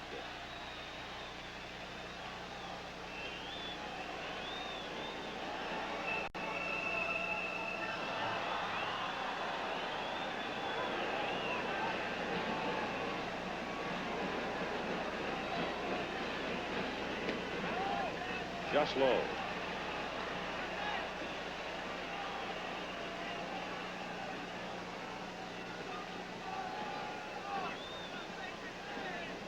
Look who's waiting. McBride looks, and it's low again. 2 balls and no strikes. And here's the man you want.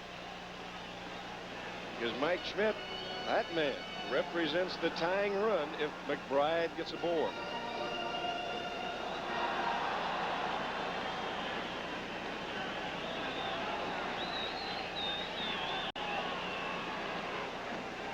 Ball 3, low.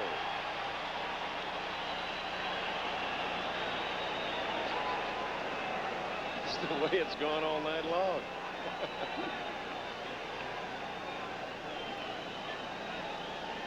Both teams will be exhausted.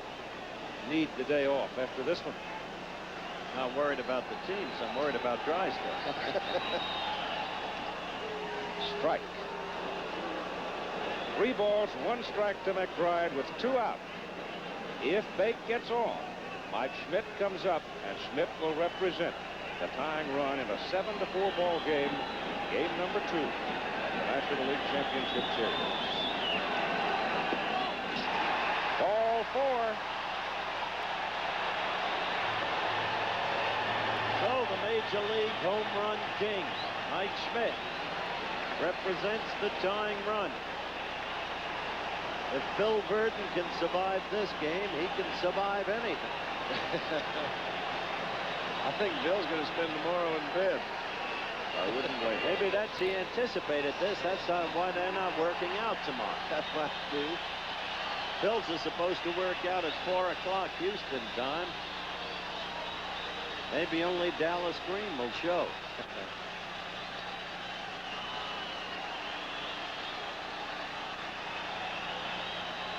The pitch to Mike Schmidt. Outside, ball 1. Well, you've got Lonnie Smith on deck, and you've got the third baseman, Enos Cabell. Now he's got to guard the line. You've got the first baseman, Bergman, in a position where they have to guard the line.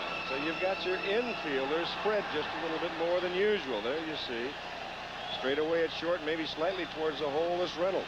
Landeskog over towards the bag at second base.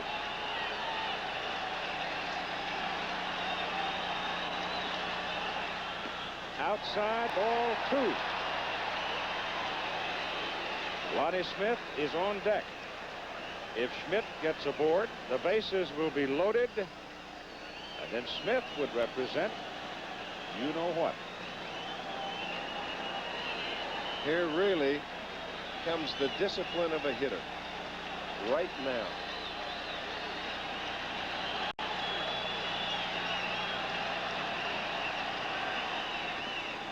Low, ball 3.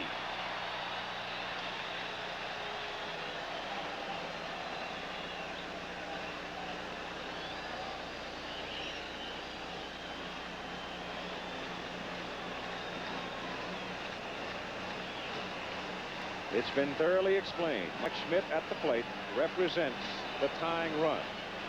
Base runners, Pete Rose at second, Bake McBride at first. High in the air to the right side. Terry Poole under it. And he makes the catch, and the Astros have won it 7-4 and even the championship series in the National League at 1 game apiece. And Schmidt was given the green light on a 3-0 pitch. Exactly. A remarkable way to see this ball game end. You know full well at 3-0 he's got to be coming right out of his shoes if the ball is in the strike zone, and it was a pretty good pitch sailing away, and he drove it to the right side, and the catch was made. And the final score, Houston 7, the Philadelphia Phillies 4. The Astros even the series at 1. The National League Championship Series heads west to Houston and the Astrodome for Game 3. You'll see the action Friday live at 2:30 Eastern Time.